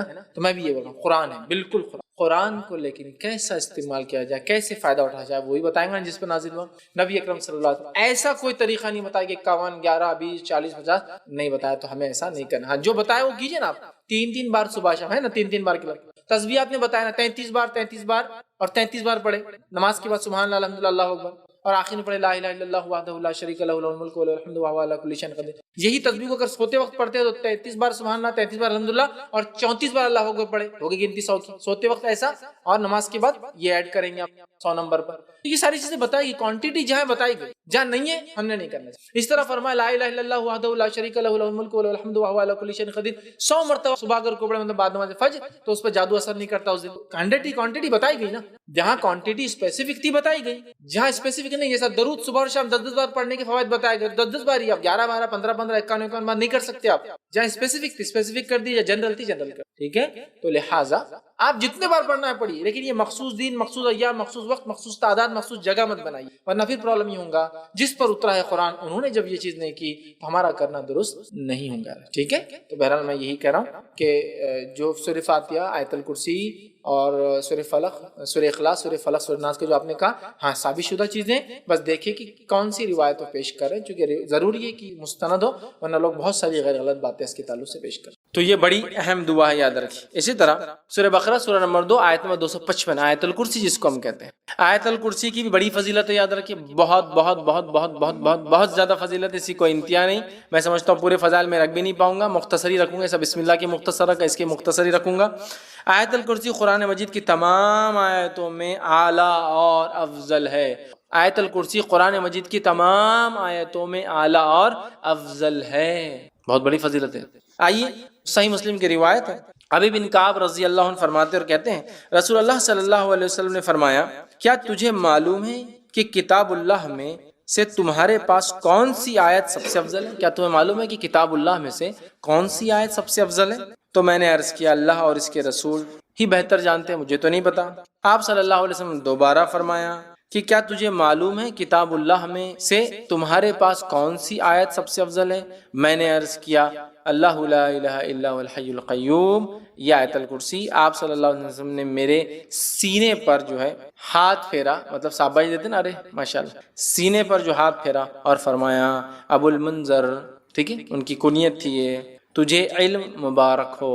تو اللہ لا الہ الا هو الحی القیوم، یہ جو آیت الکرسی ہے، یہ آیت یاد رکھیے سب سے افضل آیت ہے، بہت افضل، بہت فضیلت والی آیت ہے. اس کو ہم بکثرت پڑھنے کی کوشش کیا کریں. اسی طرح جو ہے ایک روایت میں آتا ہے، یہ ابو داؤد کی روایت ہے، رسول اللہ صلی اللہ علیہ وسلم صفا مسجد نبوی سے متصل مہاجرین کی رہائش گاہ، مطلب ایک جگہ تھی، وہاں تشریف لائے. تو ایک آدمی نے آپ صلی اللہ علیہ وسلم پوچھا، یا رسول اللہ صلی اللہ علیہ وسلم قرآن مجید میں سب سے زیادہ بڑی اور عظمت والی آیت کون سی ہے؟ آپ صلی اللہ علیہ وسلم فرمایا اللہ لا الہ الا هو الحی القیوم. آیت الکرسی آپ نے بیان کی، یہ سب سے فضیلت والی، عظمت والی بڑی آیت ہے، یاد رکھیں. اسی طرح سونے سے پہلے آیت الکرسی پڑھنے والے کے لیے اللہ تعالیٰ کی طرف سے ایک فرشتہ مقرر کیا جاتا ہے جو چوری، ڈاکہ اور دیگر نقصانات سے اس کی حفاظت کرتا ہے، نیز شیطان کی بری حرکتوں مثلاً وساوس، جادو، اسی طرح اس کی آصف زدگی اور اس کے خوف سے بھی انسان محفوظ رہتا ہے. اتنے سارے فائدے ہیں. یقیناً یہ روایت ابو ہریرہ رضی اللہ عنہ کی بڑی مشہور اور معروف روایت ہے، صحیح مسلم میں اور دیگر کتب میں آتی ہے. میں اب پوری تفصیلات نہیں رکھتا ہوں، بس مختصر آپ کو واقعہ، چونکہ حدیث بہت لمبی ہے. ہوا یہ کہ ابو ہریرہ رضی اللہ عنہ کو آپ نے جو زکوٰۃ کی کھجوریں تھی اس کے اوپر جو اپوائنٹ کیا، آپ وہاں تھے، رات میں ایک شخص آیا، کھجوریں چرا رہا تھا، آپ نے پکڑا، کہا اللہ کے رسول صلی اللہ علیہ وسلم کے پاس پیش کروں گا۔ اس نے کہا کہ میرے بیوی بچے بڑے بھوکے پیاسے تھے، میں مجبور تھا اس لیے لے جا رہا ہوں، میں کل نہیں آؤں گا۔ کہا ٹھیک ہے کل نہیں آنا، چھوڑ دیا۔ صبح ہوئی، اللہ کے رسول صلی اللہ علیہ وسلم سے کہا اللہ کے رسول ایک شخص آیا تھا، کھجور چرا رہا تھا، میں نے پکڑا، پھر کہا بیوی بچے میں نے چھوڑ دیا۔ اللہ کے رسول صلی اللہ علیہ وسلم فرمایا آج پھر آئیں گا وہ؟ یہ کہتے جب اللہ کے رسول صلی اللہ علیہ وسلم کہہ دیا آج آئیں گا تو میں تو اب تیار ہوگی، آج تو نہیں چھوڑوں۔ پھر آیا وہ کھجوریں چرا رہا تھا، آپ نے پکڑا، کہا آج تو اللہ کے رسول صلی اللہ علیہ وسلم بارگاہ میں حاضر کروں گا اور تم کو، چونکہ تم کھجور چرائے تھے زکوٰۃ کے۔ کہا نہیں میرے بیوی بچے بھوکے تھے، یہ تھے وہ تھے، بڑا اس نے رونا رویا، ان کو رحم آیا، پھر چھوڑ دیا۔ صبح ہوئی، اللہ کے رسول صلی اللہ علیہ وسلم فجر میں پوچھا کیا ہوا ابو ہریرہ تمہارے قیدی کا؟ کہاں جایا تھا؟ کہا کہاں ہے بھی؟ تو کہا آج بھی چھوڑ دیا میں نے اس کو، لیکن اس نے کہا کل نہیں آئیں گا، تو کہا آج بھی آئیں گا وہ۔ یہ کہتے وہ اب میں نے سوچ لیا آج تو اس کو نہیں جانے دوں۔ پھر وہ کہتے میں نے رات میں پورا مستعدی کے ساتھ میں کھڑا تھا، پھر وہ آیا، آتے ہی میں نے کھجور چرا دی، پکڑا، کہا آج تو تجھے لے کر ہی جاؤں گا، یہ تھرڈ ٹائم ہے، 2 ٹائم تو معاف کر دیں۔ کہا ٹھیک ہے تم مجھے چھوڑ دو، میں تمہیں ایک ایسی خیر کی بات بتاؤں گا جس دعا کو تم اگر رات پڑھ لو سونے سے پہلے تو ایک فرشتہ صبح تک تمہاری حفاظت کریں گا۔ اب چونکہ صحابہ خیر کے متلاشی اور خیر کے بہت زیادہ وہ تھے، حریص تھے، کہا اچھا خیر کا کوئی چیز دے رہا ہے رات میں پڑھنے سے فرشتہ؟ کہا ٹھیک ہے بولو چھوڑ دوں گا۔ تو کہا اگر تم آیت الکرسی پڑھ لو تو ایک فرشتہ تمہارے شیطان سے صبح تک حفاظت کریں گا۔ صبح ہوئی، نبی اکرم صلی اللہ علیہ وسلم کا ابو ہریرہ کیا ہوا کل قیدی کا؟ کہا پھر آیا تھا۔ کہا کہاں ہے پھر؟ تو کہا چھوڑ دیا۔ تو کہا کیا کہا؟ تو کہا اس لیے چھوڑ دیا کہ اس نے مجھے ایک دعا سکھائی، اور اس نے کہا آپ صلی اللہ علیہ وسلم فرمایا کیا دعا سکھائی؟ تو اس نے کہا جو شخص رات سوتے وقت آیت الکرسی پڑھ کر سوئیں گا تو ایک فرشتہ صبح تک اس کی فجر تک حفاظت کریں گا۔ ابو ہریرہ یہ بات اس نے سچ کہی، حالانکہ وہ اکثر جھوٹ ہی بولتا ہے۔ کیا تم جانتے ہو وہ کون تھا جو تمہارے پاس 3 دن سے قید میں آ رہا تھا، پکڑا جا رہا تھا؟ تو کہا اللہ اور اس کے رسول ہی بہتر جانتے ہیں۔ تو کہا وہ شیطان تھا۔ کون تھا؟ وہ شیطان تھا، ٹھیک ہے، لیکن اس نے یہ بات سچ، ٹھیک ہے، یہ بات سچ کہی، تو یہاں بھی پتہ چلا۔ اسی طرح ہر فرض نماز کے بعد آیت الکرسی پڑھنا جنت میں جانے کا باعث ہے۔ پتہ چلا جن شیطان سے محفوظ رہتا ہے ایک فرشتہ حفاظت کرتا ہے۔ اسی طرح ایک فضیلت اور آتی ہے، ہر نماز کی بعد پڑھنے سے کیا ہوتا ہے؟ جنت میں جانے کا باعث ہوتا ہے۔ حدیث کے الفاظ سنیے آپ کس طرح سے، اور یہ امام نسائی نے جو اپنی کتاب جو عمل الیوم واللیل کے اندر دن اور رات کے اعمال کے اندر نقل کیا، اور وہ فرماتے ہیں ابو امامہ رضی اللہ عنہ فرماتے اور کہتے ہیں کہ اللہ کے رسول صلی اللہ علیہ وسلم فرمایا جس نے ہر فرض نماز کے بعد آیت الکرسی پڑھی اس کے اور جنت کے داخل ہونے کے درمیان موت کے علاوہ کوئی رکاوٹ نہیں ہے، مر جائے تو سیدھا جنت میں جائیں گا۔ لیکن یہ آیت الکرسی پڑھنا ہے، آیت الکرسی کو سر پہ ہاتھ رکھ کے پڑھنا لفظ نہیں ہے۔ بہت سے لوگ آیت الکرسی پڑھتے ہیں لیکن ہاتھ رکھتے ہیں سر پر پیشانی، پھر ہاتھ کو زمین پہ رکھتے ہیں کبھی، یا ہاتھ کو یوں رکھتے ہیں، پتہ نہیں کیا اس کی وجہ ہے، اور پھر پڑھتے ہیں۔ یہ ثابت نہیں ہے، لیکن آیت الکرسی پڑھنا ثابت ہے، یاد رکھیں، ٹھیک ہے۔ یہ بڑی افضل، بڑی برکت، فضیلت، قدر اور منزلت والی آیت ہے، جس کو آیت الکرسی سورہ بقرہ سورہ نمبر 2 کی آیت نمبر 255 نمبر ہے اس کا۔ اچھا چلیے آگے بڑھتے ہیں۔ اسی طرح وہ آیت جس کی اسی ایک رات میں آگے انہوں نے کہا گھر کے اندر آیت الکرسی، مکہ مدینہ کی تصویروں کو گھر میں اپنے اندر لگانا کیسا ہے، لٹکانا؟ تو دیکھیے قرآن کی آیتیں، اس کے تعلق سے یاد رکھیے اس کی حرمت اپنی جگہ ہے، پڑھنا ہے سمجھنا ہے ٹھیک ہے، لیکن اس کی حرمت ہے۔ لوگ ڈائلر ٹونز کے طور پہ لگاتے ہیں، جب تک کوئی انتظار کرتا ہے آپ کا وہ بجتے رہتا ہے قرآن آیت، یہ جائز نہیں ہے۔ قرآن کسی کے ٹائم پاس کے لیے نہیں آیا کہ آپ خالی وقت میں اس کو سناتے رہے، اور جب کچھ آیت کا پتہ نہیں کون سا ٹکڑا اور حصہ چل رہا ہے اور وہ اس کو ریسیو کر لیتے ہیں، اب وہ آیت کٹ ہو جاتی ہے، یہ درست نہیں، اس لیے کہ اس کا معنی پورا نہیں ہوتا۔ دوسرا، قرآن اس لیے بھی نہیں آیا کہ آپ جو اس گھروں کو سجائے سنوارے، کیلیگرافی ہوتی نا، وہ عجیب ٹیڑھے میڑے اندازوں میں عربی لکھی ہوئی ہوتی ہے، نہ کس کو سمجھتی نہ کس کے پلے پڑتی کیا لکھا ہوا ہے، اور لگا دیتے ہیں گھروں میں۔ آدمی دیکھ کر بھی سوچتا الف الف الف الف، اور الف دکھتے ہیں پورے اس میں، اور لام لام لام، باقی کچھ سمجھ میں نہیں آتا کیا ہے، اور کہیں بھی نقطے دیے ہوئے۔ ایسا کیلیگرافک طریقے سے قرآن لکھنا درست نہیں، سوائے اس کے کہ اس کے پڑھنے والے موجود ہوں جو جانتے ویسے ہی پڑھنا قرآن کو، ویسا اتنے اس میں ہم لوگ نہیں پڑھ پاتے ہیں اس کو، تو درست نہیں ہے۔ تیسرا، قرآن سجانے کے لیے نہیں آیا، توغرے وغیرہ لگا کے آپ برکت کے لیے بس چٹکا دو اس کو، بہت فائدہ ہوگا اس سے، سجانے، یہ پڑھنے کے عمل کرنے کے لیے اور پہنچانے کے لیے آئے، تو لہٰذا اس کے توغرے لگانا، اس کی چارٹس لگانا، آیت الکرسی، چاروں خل اور پتہ نہیں کیا کیا، اور اس میں بھی ریفائن آج کل تو لوہے قرآنی، الف لام میم ہا میم یاسین تاسین طٰہٰ عین نون اور قاف، پتہ نہیں پورے حروف مقطع جمع کرتے لوہے قرآنی اور لگائے تھے دکان و مکان کی خیر و برکت کے لیے۔ اسی طرح کعبے کا دروازہ ہے نا، ہمارے مسلمان ایکٹر آ کے بولتے ہیں کعبے کا دروازہ گھومتے ہوئے چل رہا، کیمرہ چلتے رہتا ہے، اتنی فضیلتیں بتاتے ہیں، لائٹا وائٹا اس میں گھومتے رہتے ہیں، مسلمان فٹافٹ آرڈر کر کے منگا رہے، گھر میں قبلے رخ لگاتے اور اس کے سامنے کھڑے کے نمازیں پڑھتے ہیں، یہ شرک ہے، یہ شرک ہے۔ اللہ رب العزت کے لیے مومن نماز پڑھتا ہے نا کعبے کی طرف، کعبہ تو قبلہ ہے، اس کی طرف دیکھتا ہے، اس کی تھوڑی عبادت کرتا ہے مومن، تو اس کے دروازے کو لگائے تقدس سے بیٹھتے ہیں، اس سے دعائیں مانگتے ہیں، یہ شرک ہے، یہ بت پرستی قسم کی آ رہی ہے مسلمانوں میں، اور اس میں لائٹیں بھی ہوتی ہیں آج کل، تو گھومتے رہتی لائٹیں، پورا کا پورا معبود بنا دیا آپ نے اس کو ایک قسم کا، ٹھیک ہے؟ تو یہ توغرے وہ لگانا درست نہیں ہے، سوائے اس کی کہ آیتیں آپ اسے لگائے کہ کوئی پڑھ لے چلتے پھرتے، بچوں کو یاد ہو جائے۔ میں نے ایک بار کہا کہ قرآنی آیتوں کو لگانا نہیں چاہیے، اور اس پہ یہ عقیدہ بھی رکھنا کہ حفاظت کریں گے، درست نہیں۔ قرآن پڑھنے سے اللہ حفاظت کرتا، قرآن خود حفاظت نہیں کرتا ہماری، اس کی حفاظت اللہ کرتا، اور اس کے پڑھنے سے اللہ کی خوشنودی آتی، پھر اللہ ہماری حفاظت کرتا، ٹھیک ہے؟ ہمارے گھر میں بھی لگی ہوئی تھی، لوگوں نے کہا دیکھو خود تو کہتے ہیں کہ میں قرآن یہ چٹکانا لگانے کے لیے نہیں، آپ کے گھر میں لگی ہے۔ میں نے کہا بچے یاد کرتے ہیں، ہمارے دروازے پہ ایک دعا لکھی ہے آنے جانے کی، فلاں جگہ بیڈ روم میں لکھا، تو یہ یاد کرنے، جب یاد کر لیتے ہم نہیں لگا دیتے لا کر، تاکہ بچے، تو یہ ایک الگ چیز ہے کہ آپ لوگوں کو یاد کرانے کے لیے آیتیں لکھے، سمجھانے کے لیے، لیکن یہ عقیدہ نہ ہو کہ اس سے حفاظت ہوتی، اس سے برکت آتی۔ کوئی قرآن لٹکنے سے برکت حفاظت نہیں ہوتی۔ اگر ایسا ہوتا تو قرآن کے پبلشر سب سے مالدار لوگ ہونا تھا دنیا کے اندر، جو قرآن چھاپتے ہیں، بیچارے کبھی کبھار تو پریشان رہتے، پیپر کی ریٹ میں جو ریٹ بڑھ جاتے ہیں، چھپائی کا مسئلہ، کالج، سمجھ رہے آپ؟ اگر واقعی میں صرف قرآن کی موجودگی برکت لاتی تو سب سے مالدار لوگ قرآن چھاپنے والے ہونا تھا، کمپنیاں، لیکن آپ دیکھیے وہ بھی کمپیٹ کرتے مارکیٹ میں بیچارے، لوہے قرآنی وہ چٹکا دیتے، الف لام میم حامیم یاسین طٰہٰ نون قاف، اور بولتے اس سے دکان و مکان کی خیر وقت، ماشاء اللہ۔ واقعی میں اگر آتی، ہاں آئی نا، میں نے جب سے لگایا اتنی خیر، اتنی برکت، اتنا فلاں، اچھا ماشاء اللہ۔ وہ یہ لوہے قرآنی بیچنے والے سے کبھی پوچھیے کہ تیرے گھر میں کتنے رہتے؟ تو ہم کو ایک بچ کے آتا نا 5 روپے میں، تیرے گھر میں کتنے؟ وہ بولیں گے 1000 2000 500 لاتا ہوں۔ کیسا گھر چلتا ہے؟ بہت مشکل سے چلتا ہے بھائی، کبھی بکتے کبھی نہیں بکتے۔ جس کے گھر میں 500 1000 ہے اس کا گھر نہیں چلتا برابر۔ میرے گھر میں خیر برکت پوری آ رہی، لیکن وہ ایک لے کے 5 روپے کا لگانے سے۔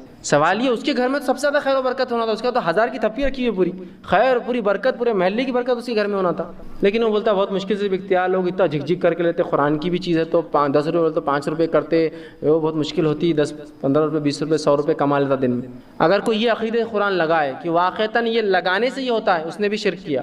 اللہ پر توکل ہونا چاہیے کہ اس کتاب کے پڑھنے سے اللہ ذریعہ دیتا ہے، یہ ذریعہ بن سکتا ہے، لیکن یہ نہیں ہے جس کے ذریعے سے ہم کو آتا ہے لوہے قرآنی سے دکان و مکان خیر، بلکہ لوگ سمجھتے ہیں لگ گیا تو چور نہیں آتا، شیطان نہیں آتے، سبحان اللہ۔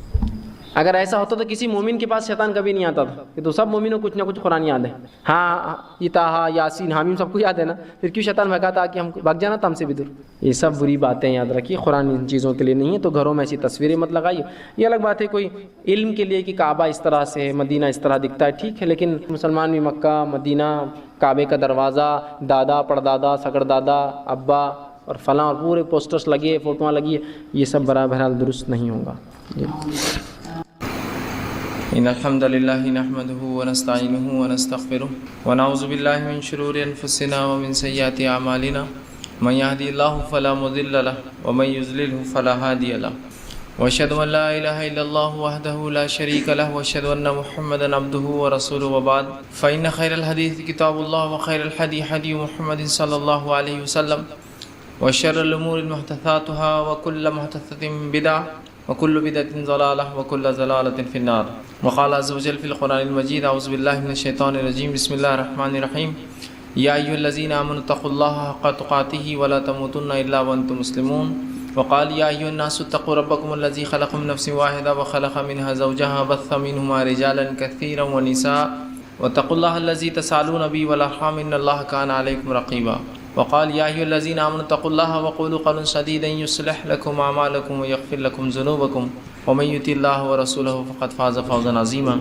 اللهم صل على محمد وعلى آل محمد كما صليت على إبراهيم وعلى آل إبراهيم إنك حميد مجيد اللهم بارك على محمد وعلى آل محمد كما باركت على إبراهيم وعلى آل إبراهيم إنك حميد مجيد رب اشرح لي صدري ويسر لي أمري واحلل عقدة من لساني يفقهوا قولي وقال النبي صلى الله عليه وسلم من كان حالفا فليحلف بالله او ليصمت اما بعد تمام تعریفیں اس اللہ عز و جل کے لیے لائق و زیبا ہے جو تمام جہانوں کا بنانے والا اور اسے پالنے والا ہے، اور درود السلام اس کے آخری نبی محمد صلی اللہ علیہ وسلم پر۔ الحمدللہ ہم تمام یہاں اس ہفتے واری درس قرآن کے لیے جمع ہوئے ہیں۔ انشاءاللہ عزیز اس مختصر سے وقت میں میں آپ تمام کے سامنے ایک بہت ہی اہم عنوان پر روشنی ڈالنے کی کوشش کروں گا، جس کے تعلق سے اکثر لوگ شک و شبہات میں ہوتے ہیں، اور کبھی کبھار جو ہے لا علمی میں ایسے غلطیاں یا ایسے گناہ کر بیٹھتے ہیں جو کہ شریعت نے بہت سخت جرم ہوتے ہیں یاد رکھی۔ اور انشاءاللہ عزیز میں آج آپ کے سامنے جو باتیں رکھوں گا وہ ہے قسم کا بیان۔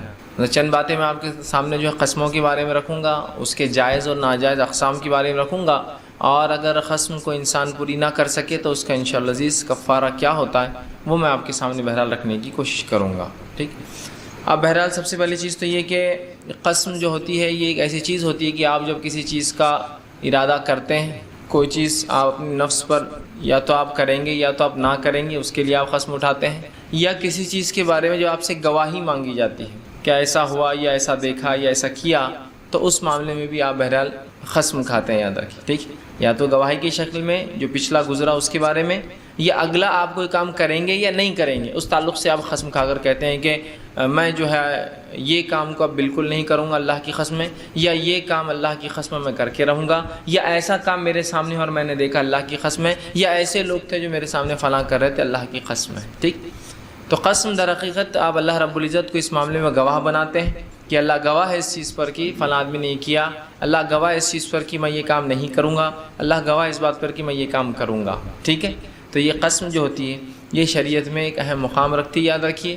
اس لیے کہ نبی اکرم صلی اللہ علیہ وسلم نے احادیث کے اندر ہم دیکھتے ہیں کہ جب کسی چیز کی اہمیت واضح کرنا ہوتی ہے تو آپ نے قسم کھایا. اللہ رب العزت نے تو بہرحال جگہ جگہ پہ قرآن میں قسمیں کھائی، جگہ جگہ پہ کھائی. والتین والزیتون ہے، والشمس والضحیٰ ہے، واللیل ہے، اور والعصر ہے، والفجر ہے. تو اللہ نے تو کہیں قسمیں کھائی. اس کے علاوہ اللہ نے 4 مقامات پر نبی کو حکم دیا، نبی آپ قسم کھا کر کہیے کہ یہ بات ایسی ہے. تو گویا نبی کو بھی حکم دیا گیا. رسول اکرم صلی اللہ علیہ وسلم نے اس کے علاوہ بھی بہت سی مرتبہ قسمیں کھائی. ٹھیک. اور بہت سی مرتبہ کی قسم اللہ کی یہ ایمان والا نہیں، قسم اللہ کی وہ ایمان والا نہیں، قسم اللہ کی وہ ایمان والا نہیں، 3 بار کھائی. تو گویا قسمیں کھانا یا قسم کھانا یہ اللہ کا طریقہ اور سنت رہا ہے. نبی اکرم صلی اللہ علیہ وسلم کو کچھ جگہ اس کا حکم آیا ہے، کچھ جگہ آپ نے اپنی طور سے کسی بات کی اہمیت کو واضح کرنے جگانے قسم کھائی ہے. جیسا کہ نبی اکرم صلی اللہ علیہ وسلم یہ فرماتے تھے اللہ کی قسم جو ہے، یا اس ذات کی قسم جس کے ہاتھ میں میری جان ہے، یا رب کعبہ کی قسم. ٹھیک ہے. اس طرح کی قسمیں خود رسول اکرم صلی اللہ علیہ وسلم نے کھائی. ٹھیک. تو قسمیں جو ہم کھاتے ہیں تو قسمیں اللہ کے نام اور اللہ کی صفات ان سے ہی ہم کھا سکتے ہیں. یاد رکھیے. انشاءاللہ آگے تفصیلات اور آئیں گی. قسمیں ہم کو جو کھانا ہے یا تو اللہ کے نام یا تو اللہ کی صفات سے ہم قسمیں کھا سکتے ہیں صرف. اس کے علاوہ کسی اور کی قسم ہم نہیں کھا سکتے ہیں. جیسے اللہ کے نام سے مراد جیسا کہ اللہ کی قسم ہے، رحمان کی قسم ہے، اسی طرح اللہ کی صفات بھی ہو سکتی ہے. قسم ہے ذات کی جو ہمیں روزی دیتی ہے کہ میں فلاں کروں گا، مطلب اللہ کی رضا ہونے کی آپ نے قسم کھائی. یا نبی اکرم صلی اللہ علیہ وسلم یہ الفاظ ہے قسم ہے ذات کی اس میں ہاتھ میں میری جان ہے، مطلب زندگی اور موت کے دینے والے کی قسم ہے نا. تو یہ صفتی قسمیں ہو گئی. تو یا تو اللہ کے نام سے ہم قسم کھا سکتے ہیں، یا تو اللہ کے اسماء الحسنی یا اس کے جو صفتی نام ہیں یا ذاتی نام ہیں انہی سے ہم قسم کھا سکتے ہیں. یاد رکھیے. اور قسم جو ہوتی ہے جیسا مثال کے طور پر اللہ کی قسم میں یہ کام ضرور کروں گا، اللہ کی قسم میں یہ کام نہیں کروں گا. دونوں چیز پہ جو ہے انسان جو ہے قسمیں کھاتا ہے. ٹھیک. اسی طرح اب ہم دیکھتے ہیں کچھ باتیں جائز اور ناجائز قسموں کے تعلق سے. ٹھیک. تو اس میں جو ہے اللہ سبحانہ تعالیٰ کے نام اور اس کی اسماء و صفات، اس کی جو صفات ہے ان کی قسمیں کھانا یہ جائز ہے. اور نبی اکرم صلی اللہ علیہ وسلم سے ایسی قسمیں جو ہے موجود ہیں ملتی ہے جس میں آپ نے فرمایا کہ قسم ہے اس ذات کی جس کے یہ قسم ہے جو ہے جس کے سوا کوئی معبود نہیں ہے، مطلب قسم ہے اس ذات کی جس کے سوا کوئی معبود نہیں. ٹھیک. مطلب جس کے سوا کوئی الہ نہیں. اسی طرح نبی اکرم صلی اللہ علیہ وسلم سے یہ قسم ثابت ہے کہ قسم ہے اس ذات کی جس کے ہاتھ میں محمد کی جان ہے. تو یہاں آپ نے اللہ کے علاوہ صفت اللہ کی بیان کی، مطلب وہ شخصیت، وہ ذات جس کے ہاتھ میں ہماری جان ہے، وہ ذات جس کے ہاتھ میں محمد صلی اللہ علیہ وسلم کی جان ہے، وہ ذات جو ہے جو جس کے بارے میں آپ نے کہا کہ جس کے علاوہ کوئی معبود نہیں ہے. تو یہاں صفت. اسی طرح ایک روایت آتی ہے جس کے اندر جو ہے جامع ترمذی کی روایت ہے، اللہ رب العزت نے جب جنت کو بنایا اور جنت کو بلا کر جبرائیل علیہ السلام سے کہا کہ جبرائیل اس کو دیکھو. آپ نے جو اللہ رب العزت نے جنت کو تیار کیا، حدیث میں آتا ہے جنت اور جہنم تیار کرنے کے بعد جبرائیل علیہ السلام نے دونوں کا سفر کیا. دونوں کا جب آپ نے جنت کا سفر کیا اور دیکھا، اور اس کے بعد اللہ نے پوچھا جبرائیل میری جنت کیسی ہے؟ تو جبرائیل علیہ السلام نے ان الفاظ میں اللہ رب العزت کو جواب دیا جو کہ آپ صلی اللہ علیہ وسلم جامع ترمذی کی روایت میں فرمایا اور کہا وَعِزَّتِكَ لَا يَسْمِعُ بِهَا أَحَدٌ إِلَّا دَخَلَهَا، کہ تیری عزت اور جلال کی قسم کوئی انسان ایسا نہیں ہو سکتا جو اس کے بارے میں سن لے اور اس میں داخل ہونا نہ چاہے. کیا فرمایا تھا جنت کے بارے میں کہ تیری عزت کی قسم کہ کوئی جنت کے بارے میں سن لے اور داخل نہ، ایسا نہیں ہو سکتا ہے. لیکن بہرحال روایت کا اگلا حصہ یہ ہے کہ جب جہنم کا سفر کیا اور اللہ نے پوچھا کیسی ہے میری جہنم، تو کہا کہ ایسا لگتا ہے کہ بہت کم لوگ اس سے بچ پائیں گے.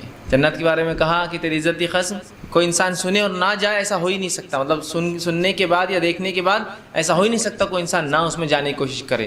لیکن جب جہنم اور اس کے اطراف کے جس کو ہم کہیں گے ایسی گناہ دیکھے جو انسان کو خوش کرتے یا انسان اس کی طرف لپکتا ہے، تو کہا شاید بہت کم لوگ جو ہے اس سے بچ پائیں گے۔ بہرحال تو یہاں جبرائیل علیہ السلام نے جو ہے کہا وَعِزَّتِكَ کا کہ اے اللہ تیری عزت کی قسم ہے نا، تو یہاں بھی دیکھیے ایک صفت ہے اللہ کی عزت کے تعلق سے آپ نے قسم کھائی۔ تو یہ بات بڑی اہم ہے، یاد رکھیے کہ ہم جب بھی قسمیں کھائیں گے صرف اللہ کی کھائیں گے، ٹھیک ہے، یا اس کے اسماء اور صفات کی، یا وہ الفاظ کے ساتھ جو صفتی نام اللہ کے رسول صلی اللہ علیہ وسلم نے یا جو باتیں اللہ کے رسول صلی اللہ علیہ وسلم نے کی، اس کے علاوہ کسی قسم کی ہم قسمیں نہیں کھائیں گے۔ اب یاد رکھیے یہ شرعاً جائز قسمیں ہیں۔ اب وہ ناجائز قسمیں کیا ہیں؟ ناجائز قسمیں وہ قسمیں ہیں جس میں انسان اللہ کے نام اور صفات چھوڑ کر ایسی باتوں کی قسم کھاتا ہے جس کی عزت اور تعظیم شرعاً بھی ثابت ہے یا دنیا بھی ثابت ہوتی ہے۔ مطلب جائز قسمیں اللہ کی اور اس کی صفتی نام کی ہیں، ناجائز قسمیں وہ ہیں جن کا تقدس شریعت نے بتایا ہے یا دنیا میں جن کا تقدس ہوتا ہے لیکن ان کی قسمیں کھانا جائز نہیں۔ جیسا کہ کوئی کہے کہ جو ہے میں جو ہے قسم کھاتا ہوں کعبے کی قسم کھاتا ہوں، یا کوئی کہے کہ کعبہ محترم ہے لیکن اس کی قسم نہیں کھا سکتے آپ۔ ہاں رب کعبہ کی قسم الگ بات ہے، پھر وہ اللہ کے تعلق سے ہوگی۔ یا کوئی یوں کہے کہ جو ہے قسم کے تعلق سے کہ میں نبی کی قسم کھاتا ہوں اس معاملے میں، تو یہ بھی جائز قسم نہیں۔ گو نبی اور کعبہ یہ دونوں بے انتہا محترم ہے ہمارے لیے شریعتاً، لیکن نہیں کھا سکتے۔ اسی طرح بہت ساری باتیں ہوتی ہیں جو شریعتاً تو محترم نہیں ہوتی لیکن دنیا میں محترم ہوتی ہیں، جیسا کہ کوئی کہے کہ میری ماں کی قسم یا میرے باپ کی قسم یا اس وطن کی قسم یا جو ہے میرے خاندان کی قسم یا قبیلے کی قسم یا میری اولاد کی قسم یا اس زمین کی مٹی کی قسم، ٹھیک، یہ چیزیں ہو سکتی ہیں احترام والی ہو ہمارے لیے دنیا اعتبار سے، لیکن اس کی قسمیں نہیں اٹھا سکتے ہم، یاد رکھیں۔ تو جائز قسمیں وہ قسمیں ہیں جو اللہ کی اور اس کے صفت سے اور جو ثابت ہے نبی اکرم صلی اللہ علیہ وسلم کی جاتی ہے، اور ناجائز قسمیں وہ ہیں جن کا تخصص شریعت نے بتایا ہے یا دنیا میں جن کو مقدس سمجھا جاتا ہے لیکن شریعتاً جو ان کی قسمیں نہیں کھائی جا سکتی، اس لیے کہ صرف جن کی کھا سکتی میں نے بتا دیا آپ کو۔ تو جیسا کہ کعبے کی قسم کھائے، بہت سے لوگ ہوتے ہیں نبی کی قسم کھاتے ہیں، بہت سے لوگ ہوتے ہیں جو مختلف، کوئی صحابی کی قسم کھا رہا ہے، کوئی ماں، کوئی باپ، کوئی بچہ اولاد کی کھاتا ہے، کوئی زمین کی کھاتا ہے، کوئی گھر کی کھاتا ہے، کوئی تجارت کی کھاتا ہے نا، مختلف قسمیں لوگ کھاتے ہیں۔ تو یہ جائز نہیں ہے، صرف جائز اللہ کے نام، اس کی صفات اور وہ باتیں جو اللہ کے رسول صلی اللہ علیہ وسلم سے ثابت ہے اس میں کھا سکتے ہیں۔ اسی طرح کچھ لوگ یہ کہہ سکتے ہیں، ایک روایت میں آتا ہے کہ نبی اکرم صلی اللہ علیہ وسلم نے کہا جو ہے جس کے اندر الفاظ ایسے ہیں کہ اس شخص کے باپ کی قسم، ٹھیک، اگر اس نے جو بات کہی تو یہ کامیاب ہو جائیں گا۔ تو یاد رکھیے ایسی روایتوں کے لے کہ آپ یہ نہ سمجھیں کہ رسول اکرم صلی اللہ علیہ وسلم نے کہا کہ اس شخص کے والد کی قسم۔ یہاں علماء لکھتے ہیں کہ یہاں اللہ رب العزت کا نام جو تھا وہ چھپا ہوا ہے، ہو چونکہ عربی ہر زبان کی اپنی نوعیت ہوتی ہے، یاد رکھیے قسم ہوتی ہے، تو یہاں نام چھپا ہوا ہے کہ اس رب کی قسم جو جس نے اس کے والد کو پیدا کیا، یا رب کی قسم جو اس کے والد کا رب ہے، یا اللہ کی قسم جو اس کے والد کا رب ہے، اگر اس نے جو بات کہی وہ کامیاب ہو جائیں گا۔ تو جہاں بھی آپ کو ایسے الفاظ ملتے ہیں جہاں اللہ کا نام نہیں نظر آتا ہے لیکن وہاں کچھ الفاظ ملتے ہیں صحیح روایتوں میں، تو یاد رکھ لیجئے وہاں اللہ کا نام چھپا ہوا ہے کہ رب کی قسم یا اس کے والد کے رب کی قسم کی اگر یہ وعدہ کر کے جا رہا ہے، کر گزرے تو کامیاب ہو جائیں گا۔ تو یہ زبان کی نوعیت ہوتی ہے، یہ زبان کی ٹائپ ہوتی ہے۔ بہت سی بار کچھ زبانوں میں یا کچھ محاوروں میں جب ہم بات کرتے ہیں وہ چیز نہیں بولی جاتی لیکن وہ وہاں اس میں موجود ہوتی ہے، وہ چیز یاد رکھیے، مطلب وہ ڈیفائن ہوتا ہے لیکن اس کو بولا نہیں جاتا ہے، مطلب وہ چیز انڈرسٹوڈ ہوتی ہے لیکن اس کو بولنا نہیں پڑتا ہے۔ آپ سمجھ رہے ہیں بات کو؟ تو بہرحال ایک یا دو روایت ایسی ملتی ہے جس میں کہا کہ اس کے والد کی قسم کی، اس نے جو قسم کھائی ہے تو وہ کامیاب ہو جائیں گا۔ تو یہاں علماء لکھتے ہیں کہ یہاں یہ رب جو ہے لفظ چھپا ہے کہ اس رب کی قسم جو اس کے والد یا اس رب کی قسم جو اس کے والد کا رب ہے، یا اللہ کی قسم جو اس کے والد کا رب ہے، اگر اس نے جو بات کہی اور اس میں اس نے اس کو کر گزرا تو وہ کامیاب رہیں گا۔ تو اس بات کو یا بہرحال آپ یاد رکھیے۔ تو جائز قسمیں اور ناجائز، اور اسی بات کو نبی اکرم صلی اللہ علیہ وسلم جو میں نے خطبے کے بعد جو حدیث کا ایک جملہ وہ کیا جو صحیح بخاری اور صحیح مسلم کا متفق علیہ روایت، آپ نے فرمایا من کان حالفا فلیحلف باللہ، جو قسم اٹھا لے تو وہ اللہ کی قسم کھائے۔ پھر آگے فرمایا او لیصمت، یا پھر خاموش رہے۔ جو قسم اٹھائے، جو حلف لے، جو یمین کرے یا جو ایمان کرے، یہ بہت سے لفظ جو عربی میں آتا ہے، ایمان بھی قسم کو کہا جاتا ہے، حلف بھی قسم کو کہا جاتا ہے، یمین بھی قسم کو کہا جاتا ہے، ٹھیک۔ تو بہرحال جو قسم لے حلف اٹھا لے تو اللہ کا اٹھائے، تو صرف اللہ کی قسم کھائے، اور اگر ایسا نہیں کر سکتا ہے تو پھر لیسمت، تو پھر وہ خاموش رہے، مطلب پھر وہ بات ہی نہ کرے۔ تو اگر مجھے اور آپ کو قسم کھانی ہے تو اللہ کی کھائیے، اور اللہ کی قسم نہیں کھا سکتے تو کیا کیجئے؟ منہ کو بند رکھیے، یاد رکھیے، ٹھیک ہے۔ اب اسی طرح نبی اکرم صلی اللہ علیہ وسلم فرماتے ہیں اور قسم کے تعلق سے ایک تاکید کرتے ہیں، جو کہ سنن ابو داؤد اور صحیح جو ہے سنن نسائی کی روایت آپ نے فرمایا، کہا لا تحلفوا الا باللہ، کہ قسم مت کھاؤ سوائے اللہ کے، اور فرمایا ولا تحلفوا الا وانتم صادقون، اور قسم مت کھاؤ جب تک کہ تم سچے نہ ہو، مطلب جھوٹی قسمیں مت کھایا کرو، اس لیے کہ جھوٹی قسموں کا بڑا وبال ہوتا ہے، جھوٹی قسمیں کھانا گناہ کبیرہ ہے، یاد رکھیے۔ تو کیا فرماتا ہے اس حدیث میں؟ لا یحلف الا باللہ، مت قسم اٹھاؤ مگر اللہ کی، پھر فرماتے ولا تحلفوا الا وانتم صادقون، اور اللہ کی قسم بھی صرف تب اٹھانا جب تم سچے ہو، ٹھیک۔ آج ہم دیکھتے ہیں قسموں کا ہمارے ماحول میں کیا حال ہے کہ ہر بات کو ثابت کرنے، ہر چیز کو ثابت کرنے ہم قسمیں کھا لیتے ہیں، اور جھوٹی قسمیں بھی کھا لیتے بالکل آسانی سے، اور غیر شرعی قسمیں، حرام قسمیں بھی کھا لیتے بالکل آسانی سے۔ جیسا کوئی اگر پوچھ لے کہ بھائی یہاں 100 روپے رکھے تھے کہاں گئے، اور کوئی عورت وہاں بیٹھی تو فوراً کہیں گے میرے بیٹے کی قسم میں نے نہیں لی۔ ایک تو قسم غلط قسم کھاتی ہے، اور ہو سکتا کبھی لے لے اور جو قسم کھا لے جھوٹی قسم، یا آدمی بھی ہو سکتا ہے بہرحال کہ اپنے آپ کو ثابت کرنے فوراً کھا لی۔ تو دیکھیے قسم تو کھا سکتے ہیں لیکن صرف اللہ کی، اس کے علاوہ کسی اور کی نہیں کھا سکتے ہیں، اور صرف سچی قسمیں۔ ایسا کتنی مرتبہ ہوتا ہے کہ مرد اور عورتیں ہم میں سے جھوٹی قسمیں کھا لیتے ہیں، جھوٹی قسم مطلب کچھ بھی کام آپ نے کر لیا، صرف چونکہ اب وہ ناراض ہو جائیں گے، ان کو نہیں بتانا ہے کہ ہم نے کیا، آپ فوراً جھوٹی قسم اٹھا لیتے ہیں، ٹھیک۔ یا پھر بہت سی بار ہمارا مال بک جائے بول کر جو ہے بزنس میں بھی لوگ کرتے ہیں کہ قسم تو جو اللہ کی کھاتے ہیں، مطلب قسم صحیح کھا رہے ہیں لیکن معاملہ جھوٹا ہوتا ہے کہ اللہ کی قسم میں نے یہ 100 روپے میں خریدا آپ کو تو بس 110 روپے میں دے دے رہا ہوں۔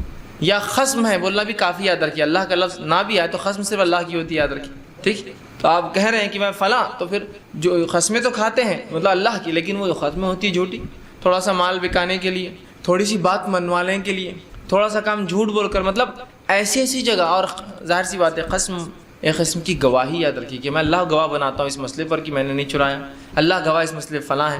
تو انسان کبھی قسم کھاتا ہے تو حرام قسم کھاتا ہے غلط صحیح چیزوں پر، اور کبھی یہ ہوتا ہے کہ صحیح قسم کھاتا ہے جھوٹی باتوں پر، اور کبھی غلط قسم جھوٹی باتوں پر کھاتا ہے، قسم بھی غلط اور بات بھی غلط جھوٹی ہوتی ہے، ٹھیک ہے۔ تو رسول اکرم صلی اللہ علیہ وسلم یہ تاکید کر رہے ہیں، بالخصوص ہمارے معاشرے میں ہم دیکھتے ہیں عورتیں بہت دھکے پر قسمیں کھاتی ہیں، مطلب کچھ ہوا کہ قسمیں کھاتی ہے، اور بہت سی مرتبہ صرف اپنے آپ کو سچ ثابت کرنے کے لیے، سچا ثابت کرنے کے لیے جھوٹی قسمیں کھا لیتی ہیں، جھوٹی قسمیں کہ بھائی یہ کام ایسا تھا، یہ کس نے کرا، تو فوراً چونکہ اب لگتا ہے کہ اس سے معاملہ بہت بگڑ سکتا ہے، جھوٹی قسم کھا لیتے ہیں، ان کو لگتا ہے معمولی بات ہے کچھ نہیں ہوگا۔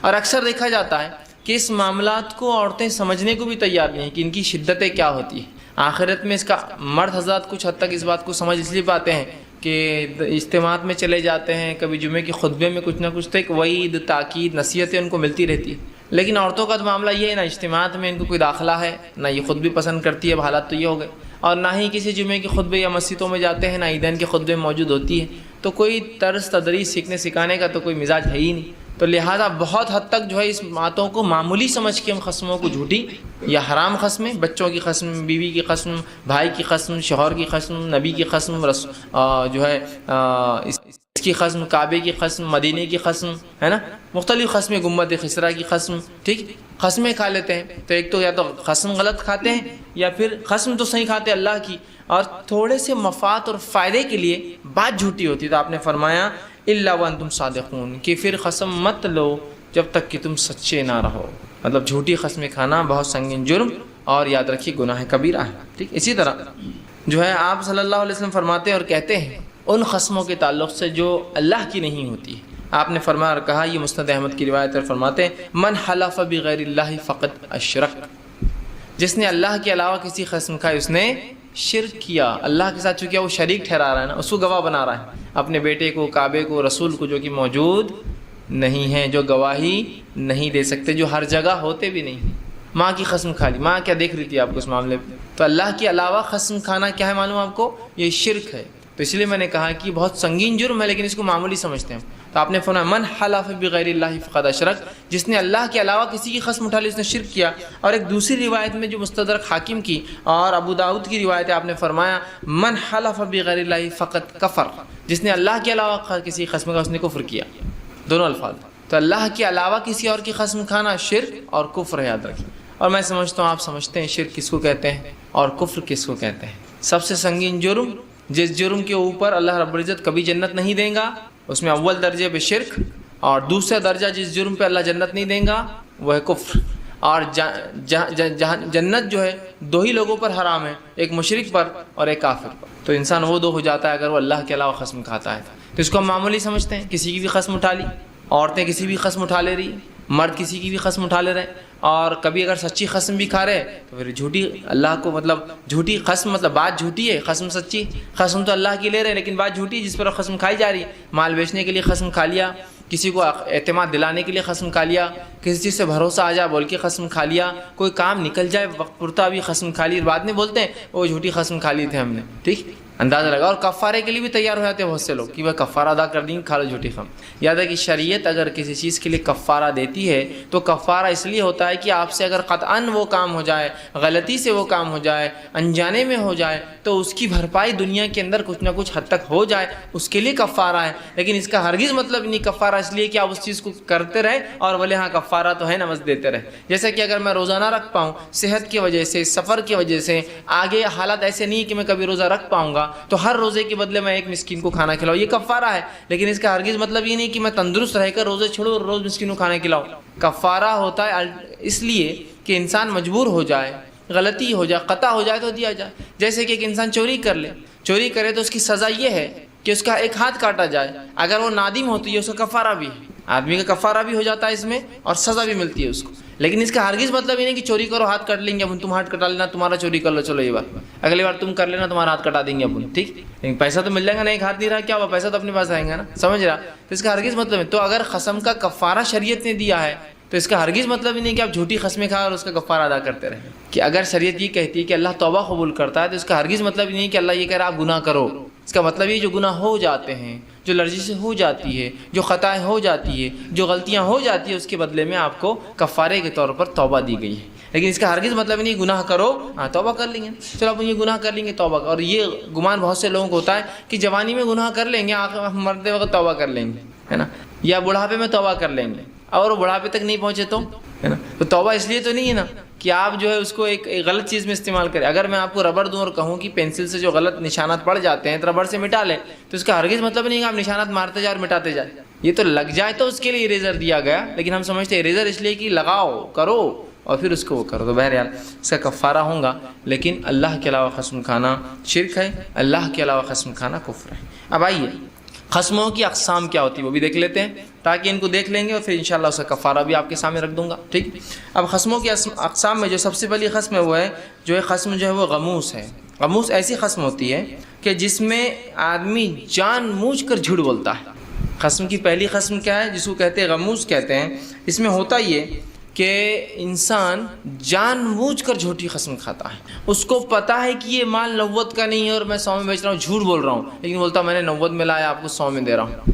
اس کو پتہ ہے یہ مال 90 کا ہے نہیں، یہ مال جو ہے 9 روپے کا لایا ہوا ہے، لیکن چونکہ کسٹمر چونکہ ہاتھ میں آ جائے، آسانی سے نہ جائے، تو مکمل جھوٹی قسم کھاتا ہے. اللہ کی کھاتا ہے لیکن جھوٹی قسم کھاتا ہے.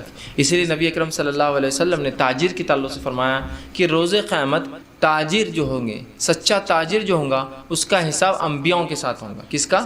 سچے تاجر کا حساب کس کے ساتھ ہوگا؟ انبیاؤں کے ساتھ ہوگا. اندازہ لگا رہے ہیں انبیاؤں کیا مقام ہے اور تاجر کو کیوں اتنا اونچا مقام دیا جا رہا ہے؟ اس لیے کہ تجارت میں عموماً انسان اپنا مال تھک جائے بول کر جھوٹ بول دیتا ہے. تو لہٰذا اگر ایسا تاجر جو سچا ہے جھوٹی قسمیں کھا کے اپنے مال کو نہیں بیچتا تو اس کا فیصلہ انبیاؤں کے ساتھ ہوگا. سمجھ رہے آپ؟ تو بہرحال تو وہ قسم ہے جس میں آپ جان بوجھ کر جھوٹ، جیسا کہ کوئی شخص یہ کہتے اللہ کی قسم یہ چیز میں نے 50 میں خریدی، آپ کو فلاں میں بیچ رہا ہوں، جبکہ اس نے 50 میں خریدی نہیں. یا کوئی شخص کہے کہ اللہ کی قسم میں نے یہ کام کیا ہے، یا کوئی کہے کہ اللہ کی قسم میں نے کام نہیں کیا ہے. ٹھیک ہے، جب سے گواہی مانگی جا رہی. تو یہ تمام قسمیں کیا ہوں گی؟ حالانکہ اسے پتہ ہے کہ اس نے کیا ہے، حالانکہ اسے پتہ ہے کہ وہ چیز 50 کی نہیں ہے، لیکن وہ بولتا ہے یہ جھوٹی قسم ہے. اور اس کے تعلق سے نبی اکرم صلی اللہ علیہ وسلم فرماتے ہیں، اور آپ نے کہا صحیح مسلم کی روایت ہے، بلکہ صحیح بخاری میں آتی ہے، متفق علیہ روایت. آپ نے فرمایا جو شخص کسی معاملے میں جھوٹی قسم اٹھاتا ہے تاکہ وہ اس کے ذریعے کسی مسلمان کا مال حاصل کر لے. کوئی شخص اگر جھوٹی قسم کھاتا ہے اللہ کی تاکہ اس سے مسلمان کا مال لے لے، جیسا کہ میں نے کہا یہ چیز میں نے 50 روپے میں لائی ہے، آپ کو تو میں 60 میں دے دے رہا ہوں، اس کے ذریعے کیا کیا اس نے مسلمان کا مال کھا لیا. یہ زمین میں نے جو ہے بس 1000 روپے اسکوائر فٹ لی، بس آپ کو تو میں نقصان میں دے دے رہا ہوں 900. تو آدمی بولتا ہے یار مجبور آدمی یار لے لو اس سے 900، جبکہ اس کا زمین کا ریٹ 900 نہیں ہے اور نہ ہی وہاں فلاں ہوتا ہے، صرف اس لیے حلف اٹھا رہا ہے کہ اس سے مسلمانوں کچھ فائدہ لے لے. یا اللہ کی قسم یہ چیز میری ہے اس مسلمان کی نہیں ہے، تاکہ یہ قسم کھانے سے اس کا مال میں لے لوں اور وہ شخص جو ہے پھر مجبور ہو جائے، چونکہ ابھی قسم کھا رہا ہے بولے کسی نے دے دی. ٹھیک ہے، تو یاد رکھیے ایسی قسمیں جو بھی کھاتا آپ نے فرمایا جو جھوٹی قسم اٹھاتا ہے تاکہ اس کے ذریعے مسلمان کا مال حاصل کر لے، وہ اللہ سے ایسی حالت میں ملے گا روز قیامت کہ اللہ اس سے ناراض ہوگا، اور اللہ جس سے ناراض ہوگا اس کا کیا حال ہوگا آپ سب جانتے ہیں، بتانے کی ضرورت نہیں. جو شخص جھوٹی قسمیں کھائے تاکہ اس کے ذریعے مسلمان کا حلال مال اپنے قبضے میں لے لے یا چیزوں کو حاصل کر لے، کچھ نفع حاصل کر لے، تو وہ روز قیامت اللہ رب العزت سے ایسے ملاقات کریں گا کہ اللہ رب العزت اس سے ناراض ہوا ہوگا. یاد رکھیے. ٹھیک ہے، تو ہم کوشش کریں کہ ذرہ برابر بھی ہم جھوٹی قسمیں نہ کھائیں. یاد رکھیے یہ بہت سنگین جرم ہے، لیکن اس کے باوجود بھی ہم اس کو معمولی سمجھ کے بس جھوٹی قسمیں کھائے چلے جاتے ہیں. تجارت میں ہو، گھریلو معاملات میں ہو، لین دین میں ہو، ٹھیک ہے، تعلقات کو مینٹین کرنے کے لیے ہو، جو بھی قسم کھا رہے ہیں آپ تعلقات کو مینٹین. اللہ کی قسم تم سے محبوب میرا کوئی نہیں، جب کیا ان سے زیادہ محبت کسی اور سے کرتے ہیں، لیکن کیا کر رہے ہیں آپ یہاں جھوٹی قسم کھا لے رہے ہیں نا. یہ نہیں ہونا چاہیے. تو ہوتا ہے انسان جھوٹی قسمیں کھا لے رہا ہے ریلیشن مینٹین کرنے کے لیے، تعلقات مینٹین کرنے کے لیے. ٹھیک ہے، تو یہ نہیں ہونا چاہیے. یاد رکھیے یہ درست نہیں ہے. تو جھوٹی قسمیں ہم چاہے کچھ بھی ہو جائے جھوٹی قسمیں نہیں کھانا چاہیے، چاہے کسی بھی حال میں. ٹھیک. اب اگر کوئی جھوٹی قسم کھا لیتا ہے تو اس شخص کے لیے کفارہ بھی لازم ہے اور توبہ بھی لازم ہے. جو شخص اللہ کی جھوٹی قسم کھا لیتا ہے اس کے لیے کفارہ بھی لازم ہے اور توبہ بھی لازم ہے. کفارہ اس وجہ سے لازم ہے کہ قسم توڑا، توبہ اس وجہ سے لازم ہے کہ جھوٹی قسم کھایا تھا. سمجھ رہے آپ؟ کفارہ کیا انشاءاللہ آگے بیان کروں گا، لیکن دونوں چیزیں لاگو ہے. ایک کفارہ دینا ہوگا، دوسرا اللہ سے توبہ کرنا ہوگی، اور تیسرا اگر اس قسم کے ذریعے کسی چیز کا مال لیا ہو، زمین لے لی ہو، جائیداد چھین لی ہو، کچھ زیادہ پیسہ لیا ہو، تو اس مال کو لوٹانا بھی پڑے گا، چونکہ انسانوں کا معاملہ ہے نا. تو اگر کوئی انسان جھوٹی قسم کھاتا ہے تو اس پہ کفارہ لازم ہے، توبہ لازم ہے، اور اس قسم کے ذریعے مسلمان کا مال جو اس نے لوٹا ہے اس مال کو واپس دینا بھی اس پر اسی وقت لازم ہے. یاد رکھیں. ٹھیک ہے، یہ تھا پہلا قسم کی، وہ ہے جھوٹی قسم، اس پہ کفارہ بھی لازم ہے اور اس کے بعد توبہ بھی لازم ہے اور اس مال کو لوٹانا بھی اس پہ لازم ہے. اب دوسری قسم کی جو قسم ہے وہ ہے لغو قسم. لغو قسم کیا ہوتی ہے؟ یہ وہ قسم ہوتی ہے جس کے اندر انسان واللہ بلا واللہ، مطلب عام اعتبار سے بول دیتا ہے اللہ سے یار یہ کام میں نہیں کرتا، واللہ میں نے یہ کام نہیں کیا، واللہ فلاں. یہ لغو قسم ہے. لغو قسمیں وہ قسمیں ہوتی ہے جو انسان اپنی بات چیت کے اندر عام طور سے بس بک دیتا ہے، بول دیتا ہے بنا سوچے سمجھے، وداؤٹ اینی انٹینٹ، کوئی نیت نہیں بس، لیکن وہ اس کے بات کرنے کا، اس کی زندگی کے اندر وہ الفاظ ادا کرنے کا طریقہ ہوتا ہے. جیسا کوئی کرتے واللہ میں نے یہ کام نہیں کیا، بلا واللہ اللہ اس چیز پر گواہ میں نے نہیں کیا. ٹھیک، تو یہ لغو قسمیں ہوتی ہے. یاد رکھیے لغو قسمیں. تو لغو قسمیں جو زبان کی نوعیت ہوتی ہے اللہ اس پر بھی گرفت نہیں کرتا انسان کی. یاد رکھیے، لیکن مکروہ ہے ایسا کرنا، اور کوشش کرے کہ ایسی باتیں آپ منہ سے نہ نکالیں. ہمارے پاس ہندوستان کے ماحول میں اور ہماری زبان میں لغو قسموں کی بہرحال بہت کم گنجائش، ہم لوگ ویسے قسمیں نہیں کھاتے ہیں، لیکن عربی زبان میں اور ہندوستان سے ہٹ کر دیگر ممالک میں جیسا کہ بالخصوص پاکستان میں، یہاں جو ہے یہ قسمیں بہت رائج ہیں. جیسا کسی بھی عرب سے بات کرتے واللہ شروع ایسا کریں گا، شروعات ہی کریں گا اللہ سے، بلا واللہ میں ایسی شروع کریں گا. یا پھر کوئی پاکستانی ہو تو ان کی بھی عادت ہوتی واللہ آج تو ایسا ہوا، واللہ ہماں ایسا ہو گیا آج کا.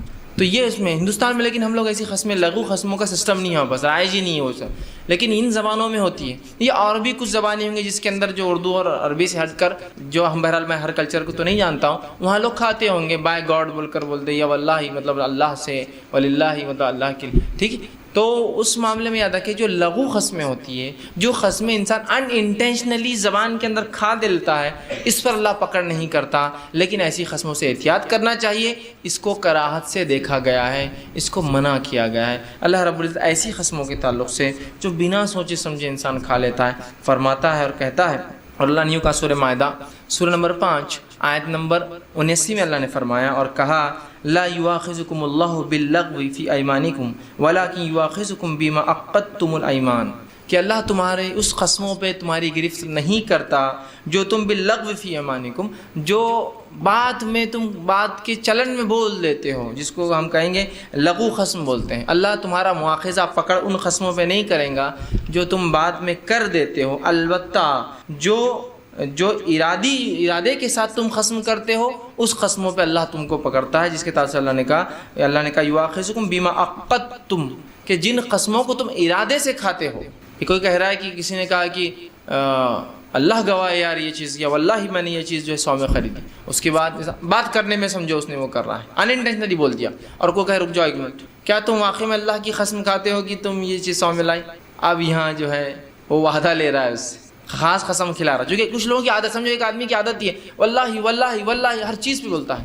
اب ایسے آدمی کو اگر آپ بولتے رک جاؤ، اب تم کیا قسم کھاتے ہو یہ چیز فلاں کی ہے، وہ تو ٹھیک ہے لغو قسم تھی تمہاری، بات بات میں تم کھا لیتے ہو، اب یہ کہ پھر اس کو بولنا، لیکن اس کا ہرگز مطلب یہ بھی نہیں ہے کہ لغو قسمیں کھانا جھوٹی جائز ہے، تو آپ ایک سسٹم ہی بنا لے بس پھر لغو قسمیں کھانے کا۔ اس لیے میں نے پہلے ہی کہہ دیا کراہت ہے، لیکن انسان کی کبھی بات چیت میں چلن میں ایسی قسمیں عادی ہو جاتا ہے انسان، اس کا یوں ہی کھا لیتا ہے، ٹھیک، لغو قسم یوں ہی کھائے تاکہ بات پہ زور دیا جائے، بس اس کے علاوہ کچھ نہیں ہوتا اس کام میں، ٹھیک۔ تو بہرحال ایسی قسموں پہ اللہ پکڑتا نہیں ہے، لیکن انسان ایسی قسموں سے احتیاط کرے، لیکن ہاں اس قسموں پہ ضرور پکڑ ہوں گی جو ارادتاً قصداً کھایا جاتا ہے، ٹھیک۔ اسی طرح نبی اکرم صلی اللہ علیہ وسلم فرمایا، صحیح بخاری کی روایت آپ نے فرمایا اور کہا کہ نجی گفتگو میں انسان کا یہ کہنا نہیں اللہ کی قسم یہ لغو قسم ہے۔ ماں عائشہ رضی اللہ عنہ فرماتی ہے اس تعلق سے کہ جو نجی جو کام ہوتے ہیں انسان کے، ان کاموں میں جب انسان یہ کہہ دیتا ہے کہ نہیں اللہ کی قسم ایسا نہیں ہے، تو یہ کام لغو قسموں میں سے ہے، مطلب وہ ارادتاً نہیں کھاتا ہے لیکن اس کی زبان کے اندر بس وہ لگا رہتا ہے اللہ گواہ ہے اللہ سے، تو ایسی قسموں پہ اللہ تعالیٰ انسان کو انشاءاللہ عزیز گرفت نہیں کریں گے، لیکن اس کا ہرگز مطلب یہ نہیں ہے کہ آپ ایسی قسمیں کھاتے رہو، ٹھیک۔ اسی طرح تیسری جو قسم ہے، قسم کی جو قسم ہے وہ یہ ہے کہ ایسی قسم جو مناقضہ جس کو کہیں گے، مطلب ایسی قسم ہے کہ جس کو مستقبل میں کسی کام کے کرنے یا نہ کرنے پہ انسان کھائیں گا، ٹھیک۔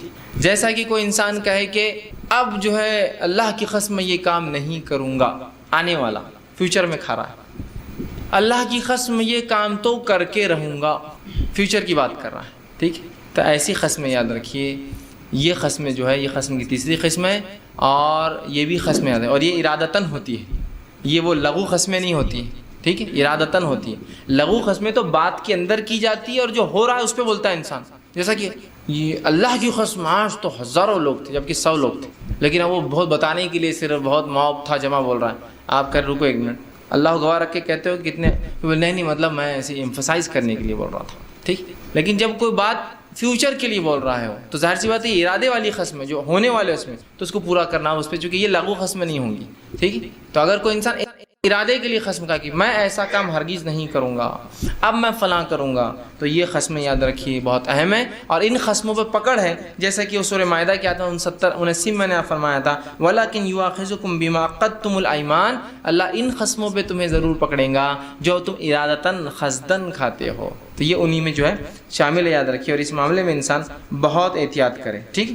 تو جو شخص ایسا وہ کرے گا تو اس پہ اس عمل کو کرنا واجب ہے، جو شخص ایسی قسم کھائے گا کہ فلاں چیز میں کروں گا یا نہیں کروں گا، یہ کرنا واجب ہے۔ اگر وہ ایسا کام نہیں کر پایا تو اس کو کفارہ دینا ہوگا، یاد رکھیے کفارہ۔ سمجھ لیجیے میں نے قسم کھا لی کہ اب میں جو ہے فلاں کام جو ہے کبھی نہیں کروں گا، اب وہ کام میں کر کے رہوں گا، اور اگر میں وہ نہیں کر پایا تو مجھ پر کفارہ لازم ہوگا، یاد رکھیے، ٹھیک، کفارہ لازم ہوگا۔ باقی توبہ اور وہ چیز نہیں بھرا، انسان توبہ کرتا رہے، بہت افضل بات ہے، لیکن وہاں جو پہلے اس میں جھوٹی قسم توبہ واجب ہوں گی اس پر، ٹھیک، لیکن یہاں جو ہے کفارہ اس پہ لازم ہے، ٹھیک۔ اب جو ہے کفارہ کن قسموں پر نہیں ہوگا وہ بھی دیکھ لیتے ہیں، مطلب کن حالات میں انسان قسم کھا لے تو اس پر کفارہ لازم نہیں ہوگا۔ اس میں پہلی چیز ہے کہ انسان جو ہے جس کام کے کرنے پر قسم کھائے اور وہ کام جو ہے اس کا کرنے کا ارادہ نہ ہو، لیکن اس کو مجبور کر کے وہ قسم دلائی جائے، تو ایسے معاملے میں انشاءاللہ عزیز اس پر پکڑ نہیں ہے، کوئی کفارہ نہیں۔ سمجھ لیجئے کہ پورے خاندان والے مل کر آپ پر حاوی ہو گئے اور کہہ رہے کہ تجھے قتل کر دیں اگر تو نے یہ کام نہیں کیا، اس کو نہیں چھوڑا، اس کو طلاق نہیں دی، اس کو فلاں نہیں کی، اور انسان مکمل طور سے انڈر پریشر ہے، مکمل طور سے اب دب چکا ہے، مکمل طور سے اب پریشان ہے، حالانکہ دل سے قطعاً وہ اس چیز کو چھوڑنا، اس شخص کو چھوڑنا، اس کام کو چھوڑنا نہیں چاہتا، لیکن اس پر اتنا زور ڈالا جا رہا ہے کسی کو انتہا نہیں، کہ مثال کے طور پر کوئی کہے کہ تم کتاب و سنت پر نہیں چلو گے، اس کے بغیر تمہارے پاس کوئی چارہ نہیں، ورنہ تم ہمارے ساتھ نہیں رہو گے، ہمارے گھر کو، اور انسان گھر بھی نہیں چھوڑ سکتا، ساتھ بھی نہیں چھوڑ سکتا، اکیلا نہیں رہ سکتا، اس کے حالات نہیں، لیکن اس کو پریشرائز کیا جا رہا ہے۔ ایسے وقتوں میں جو آپ قسمیں کھا لیتے اس پر کوئی کفارہ نہیں ہے، اس لیے کہ نبی اکرم صلی اللہ علیہ وسلم نے فرمایا، جو مجبوری والی قسمیں ہم کہیں گے عام زبان میں، آپ نے کہا اور آپ نے فرمایا، جو ابن ماجہ کی آپ نے فرمایا، رفع عن امتی امت الخطا والنسیان ومستکرہ علیہ، آپ فرماتے میری امت کی خطا، غلطی سے ہونے والے کام، نسیان، بھول کر جو آدمی کام کر دیتا ہے، اور ان کا اور جبر کردہ کاموں پر اللہ رب العزت اس کی پکڑ نہیں کریں گا، زبردستی جو کام اس سے کروا لیا جائے اس پہ اللہ پکڑ نہیں کریں گا ایک انسان کی۔ سمجھ رہے ہیں آپ؟ کن کن لوگوں پہ نہیں کریں گے اللہ؟ پہلی چیز کہ میری امت کے کوئی شخص خطا، لا علمی، معلوم نہیں اور کر دیا اس کام، خطا جس کو کہتے ہیں۔ دوسرا نسیان، بھول جائے انسان اور کر دے۔ اور تیسرا فرمایا وہ کام جو زبردستی اس سے کروا جاتے، کرو کیسا نہیں کرتے تم، اور وہ مجبور ہو جاتا ہے اور وہ کر دیتا ہے، ان پر اللہ اس کی پکڑ انشاءاللہ نہیں کریں گا۔ تو اگر ایسی کو خصم کھلا دے رہا ہے کہ کھاؤ خصم، تو اس کے بغیر نہیں ہو سکتا، نہیں تو تمہاری جان ہم لے لیں گے اگر تم یہ خصم نہ کھاؤ، ہوتا ہے نا، ایسے حالات آ سکتے ہیں، اور انسان ایسا پھر کر دے غلط کام، تو اللہ سبحانہ تعالیٰ اس کی پکڑ نہیں کرتا، یاد رکھیں، ٹھیک۔ دوسری چیز، ٹھیک ہے، ایسی خصم جس میں خصم کھانے والا خصم کھاتے وقت انشاءاللہ کہہ دے، اس معاملے میں بھی اس کی پکڑ پھر نہیں ہوگی، اس لیے کہ اس نے اپنی خصم کو کنڈیشنل بنا دیا۔ انشاءاللہ العزیز اگر وہ شخص ملا تو میں اس ساتھ یہ کر کے رہوں گا، انشاءاللہ العزیز تم دیکھو گے کہ یہ کام اب میں کبھی نہیں کروں گا، انشاءاللہ میں جو فلاں چیز کو چھوڑ دوں گا۔ تو جو قسمیں انشاءاللہ کے ساتھ کہی جاتی ہے تو رسول اللہ فرماتے ہیں اس معاملے میں پھر اس کا مواخذہ نہیں ہوگا، کفارہ نہیں، اس لیے کہ اللہ کے رسول صلی اللہ علیہ وسلم فرمایا، جامع ترمذی اور سنن نسائی کی روایت آپ نے فرمایا، من حلف فقال انشاءاللہ، جس نے قسم اٹھا لی اور کہا انشاءاللہ، اللہ چاہا تو، لم یحنث، تو اللہ کے رسول فرماتے ہیں، اور انشاءاللہ کہہ دی اور پھر اس کو پورا نہ کر سکے تو وہ قسم توڑنے والا نہیں ہوگا۔ جو شخص کسی قسم کے ساتھ انشاءاللہ لگا دے تو وہ قسم توڑنے والا پھر نہیں ہوگا، یاد رکھیے، اس لیے کہ اس نے اس بات کو اللہ پہ کر دیا کہ انشاءاللہ تم دیکھو گے، اللہ گواہ ہے، اللہ کی قسم، انشاءاللہ تم دیکھو گے کل ہم جیتیں گے، لیکن اس کو کل کا اللہ کا فیصلہ نہیں پتا تھا اور کل آپ ہار گئے تو کوئی مسئلہ نہیں، اس لیے کہ آپ نے انشاءاللہ اٹیچ کر دیا تھا کہ اللہ نے چاہا تو کل ہم ضرور جیتیں گے، اللہ کی قسم، ٹھیک۔ یا انشاءاللہ کے ساتھ آپ کوئی چیز کہہ دیں کہ انشاءاللہ اگر جو ہے اللہ نے چاہا تو میں یہ کام کبھی نہیں کروں گا، لیکن اب اس کا ہرگز مطلب نہیں ہے کہ میں آپ کو ایک راستہ بتا رہا ہوں کہ آپ انشاءاللہ کے پوری جھوٹی باتیں کہیں، یا جہاں واجب ہے وہاں بھی آپ انشاءاللہ کہہ دیں کہ فلاں، ٹھیک، لیکن ایسا بھی اگر کوئی کرے تو یہاں بھی اس کی پکڑ ان دو صورتوں میں مجبوراً اور انشاءاللہ کے ساتھ جو قسمیں کھائی جاتی ہے اس سے پکڑ نہیں ہوتی۔ اسی طرح نیک کام کی خاطر قسم توڑنا یہ جائز ہے، یاد رکھیے۔ مثال کے طور پر آپ نے قسم کھا لی کہ میں یہ کام کر رہوں گا، اللہ کی قسم یہ کام میں کر کے رہوں گا، اور بعد میں پتہ چلا اس سے اچھا کوئی کام ہے تو آپ فوراً قسم توڑ دے اور اس اچھے کام کو کر لے، اس کام کو چھوڑ دیں، سمجھ رہا ہے بات کو؟ یا کبھی کوئی انسان ایسی قسم کھا لے کہ قسم اللہ کی میں تمہارے گھر میں نہیں آؤں گا، رشتہ توڑ رہا ہے، اور کچھ دن بعد وہ سوچے کہ رشتہ توڑنا بہت بڑا گناہ ہے بنسبت اس کے کہ رشتہ قائم رکھنا، پھر وہ اپنی قسم کو توڑ دے، اس لیے کہ ابھی کیا کر رہا ہے، وہ ایک اچھی چیز پہ اس نے قسم کھا لیا، ایک غلط کام پہ اس نے قسم کھا لیا، کہ رشتہ توڑنے پہ قسم کھا لیا، نہیں جانے پہ قسم کھا لیا، سمجھ رہا بات کو؟ تو یہاں یہ ضروری ہے کہ انسان ایسی قسموں کو پھر توڑ دے جس میں وہ قسمیں جب کھاتا ہے تو اس سے اچھا کوئی کام اس کو مل جائے، جیسا کہ قسم کھا لی رشتہ توڑنے کی، لیکن اس کو پتا رشتہ جوڑنا زیادہ ثواب کا باعث ہے، اور رشتے قائم کرنے والے کو سب سے آسان فرماتے ہیں سب سے جلدی اجر اگر کسی کو دنیا میں کسی نیکی کا ملتا ہے تو وہ رشتے قائم کرنے والے کو ملتا ہے، سب سے جلدی اس کو اللہ بدلا دے دیتا ہے، جو رشتوں کو قائم کرتا ہے، سب سے جلدی کسی نیکی کا اگر آپ کو بینیفٹ دنیا میں ملتا ہے تو وہ رشتے قائم کرنے والے کو۔ تو آپ نے رشتہ توڑ دیا، یہاں تو رشتے قائم کو تو آپ کہتے چلو اس ختم کو توڑتا ہوں، اس کا کفارہ ادا کر دیجئے اور وہ نیک کام کر لیجیے۔ نبی اکرم صلی اللہ علیہ وسلم ایسی چیز کے تعلق سے فرماتے ہیں اور کہتے ہیں، بلکہ قرآن آیت اللہ فرماتا ہے، سورہ بقرہ سورہ نمبر 2 آیت نمبر جو ہے 224 میں اللہ نے فرمایا کہا وَلَا تَجْعَلُوا اللَّهِ عُرْضَةً إِلَّا أَيْمَانِكُمْ أَن تَبَرُّوا وَتَتَّقُوا وَتُصْلِحُوا بَيْنَ النَّاسِ، اور اللہ کو اپنی قسموں کا ہدف نہ دو، مطلب اپنی قسموں کو آڑ نہ بناؤ، کس معاملے میں کہ نیکی اور پرہیزگاری نہ کرو اور لوگوں میں صلح صفائی نہ کرو. مطلب ایسی قسم مت کھا لو کہ میں کوئی نیکی صلح صفائی اچھا کام نہیں کروں گا, ٹھیک, بلکہ ایسی قسموں کو توڑ دینا چاہیے. رسول اکرم صلی اللہ علیہ وسلم فرماتے اور کہتے ہیں اور فرمایا اور کہا جب تو کسی, یہ صحیح مسلم کی روایت ہے, جب تو کسی بات پر قسم اٹھا لے اور پھر اس کا غیر اس سے بہتر جانے تو بہتر ہے کہ اپنی قسم کا کفارہ ادا کر دے. تو نے ایک قسم کھا لی اور اس سے بہتر اس کا مخالف ہے تو فوراً اپنی قسم کو توڑ دے اور اس کا کفارہ ادا کر دے. مطلب اچھائی کے معاملے میں ہم نے قسم کھا کے اپنے آپ کو لمٹ نہیں کرنا چاہیے, بلکہ اگر اس سے اچھا کچھ ملے قسم کا کفارہ ادا کیجیے اور آگے بڑھ جائیے, ٹھیک ہے. تو یہی بات یہاں ہے کہ جب کوئی کام آپ کو اچھا ملے, آپ فرما رہے ہیں کہ جب تو کسی پر قسم اٹھائے پھر اس کا غیر مطلب اس کا اپوزٹ جو ہے اس سے بہتر جانے تو بہتر ہے کہ تو اپنی قسم کو توڑ کے کفارہ ادا کر دے. تو ایسے معاملے میں جب آپ نے کسی نیکی پہ قسم کھا لی یا غلط چیز پہ کھا لی, آپ اس کو توڑ دیں اور خیر چیز کو, اچھی چیز کو پھر فوراً لے لیں. اس کا آپ کو کفارہ ادا کرنا پڑے گا, لیکن ٹھیک ہے.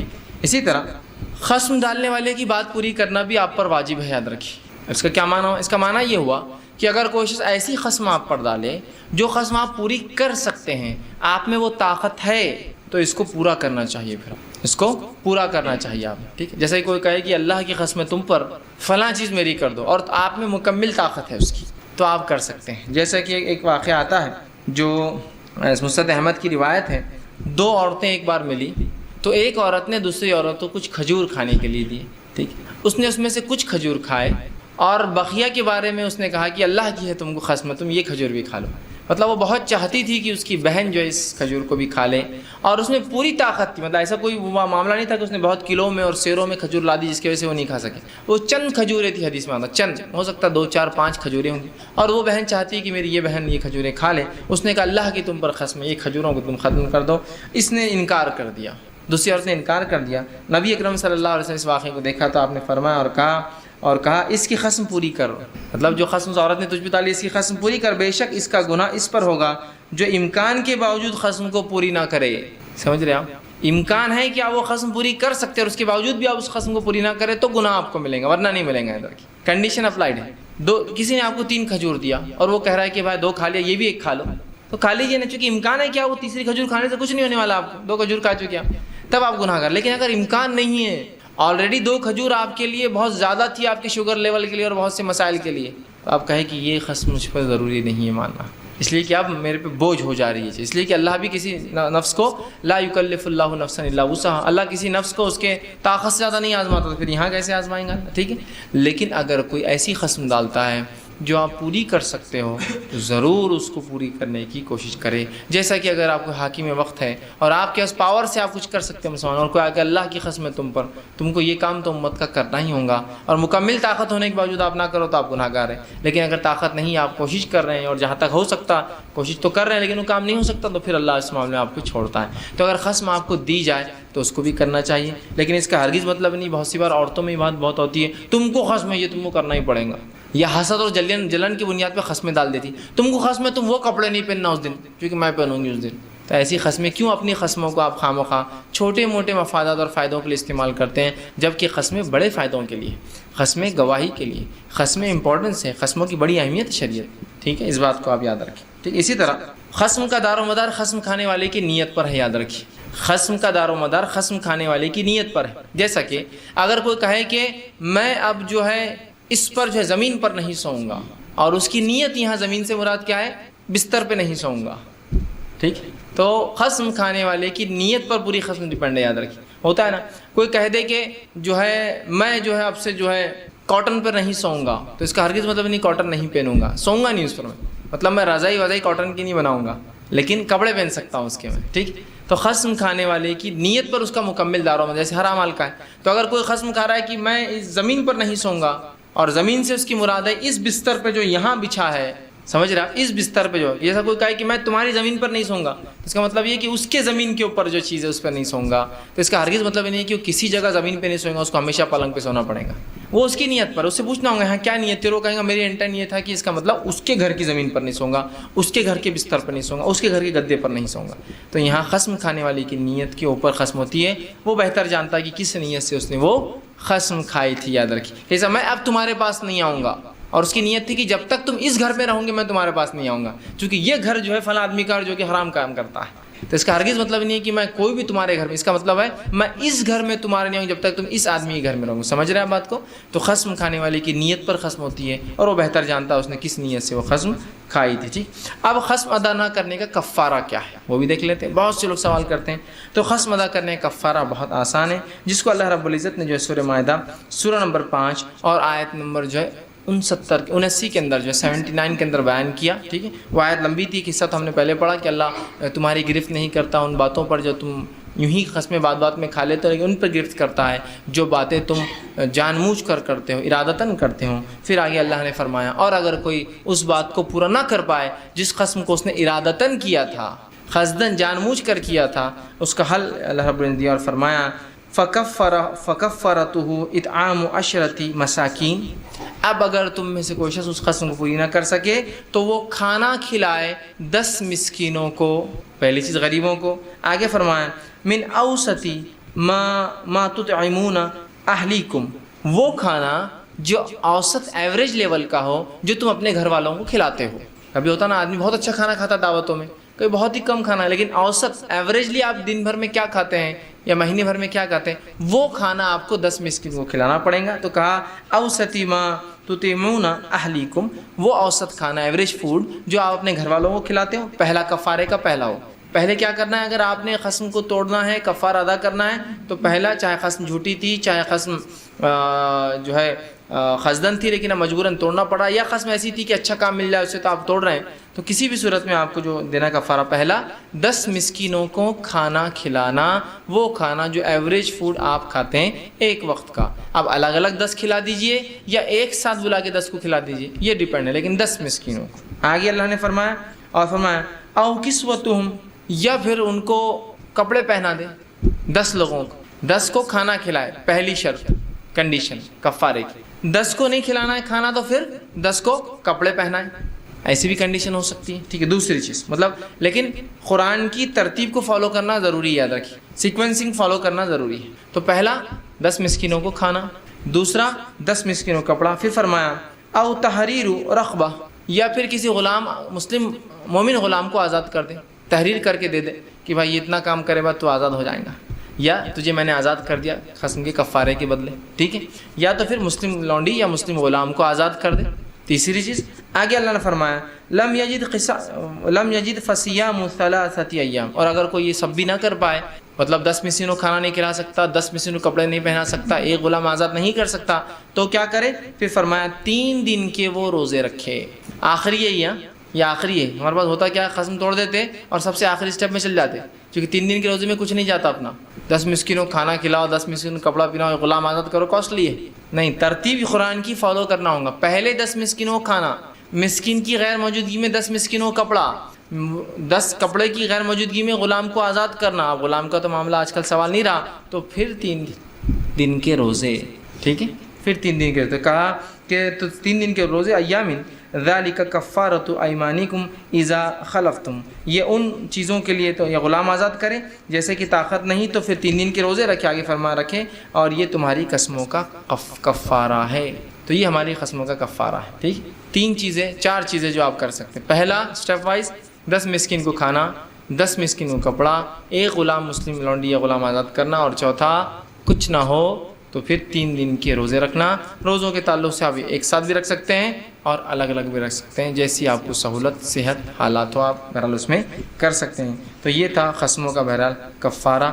تو یہ چند باتیں تھی بہرحال جو میں نے مناسب سمجھی کہ آپ لوگوں کے سامنے یہ رکھوں میں، تاکہ بہت ساری بار یہ ہوتا ہے کہ اس کی لا علمی سے ہم جھوٹی قسمیں کھا لیتے ہیں، غلط قسمیں کھاتے ہیں، اور بہت ساری بار خطائیں ہم سے ہو جاتی ہیں، جبکہ قسموں کا ہونا بڑا سنگین ہے. اللہ کے علاوہ قسم کھانا شرک ہے، لیکن آج ہمارے ماحول میں لوگ دھڑلے سے جو اللہ کے علاوہ قسمیں کھاتے ہیں، اور یہ شرک اور یہ کفر بھی، بلکہ ایک روایت میں آپ نے کہا یہ شرک اور کفر عام ہو چکا ہے. تو ہمارے لیے ضرورت ہے، انتہائی ضروری ہے کہ ایسے مسائل کو تو ہم ضرور جانیں اور سیکھیں جو معاملے شرک اور کفر تک جاتے ہیں. یاد رکھیں کہ تو بہت ڈینجرس چیز ہے شرک اور کفر. ٹھیک ہے، تو بہرحال اگر ہم نے ایسی قسمیں کھائی تو اللہ سے توبہ کرے ایسی قسموں پر، اور ان قسموں کو آپ نبھا نہیں سکتے، یاد رکھیں. لیکن وہ وعدے باقی ہے.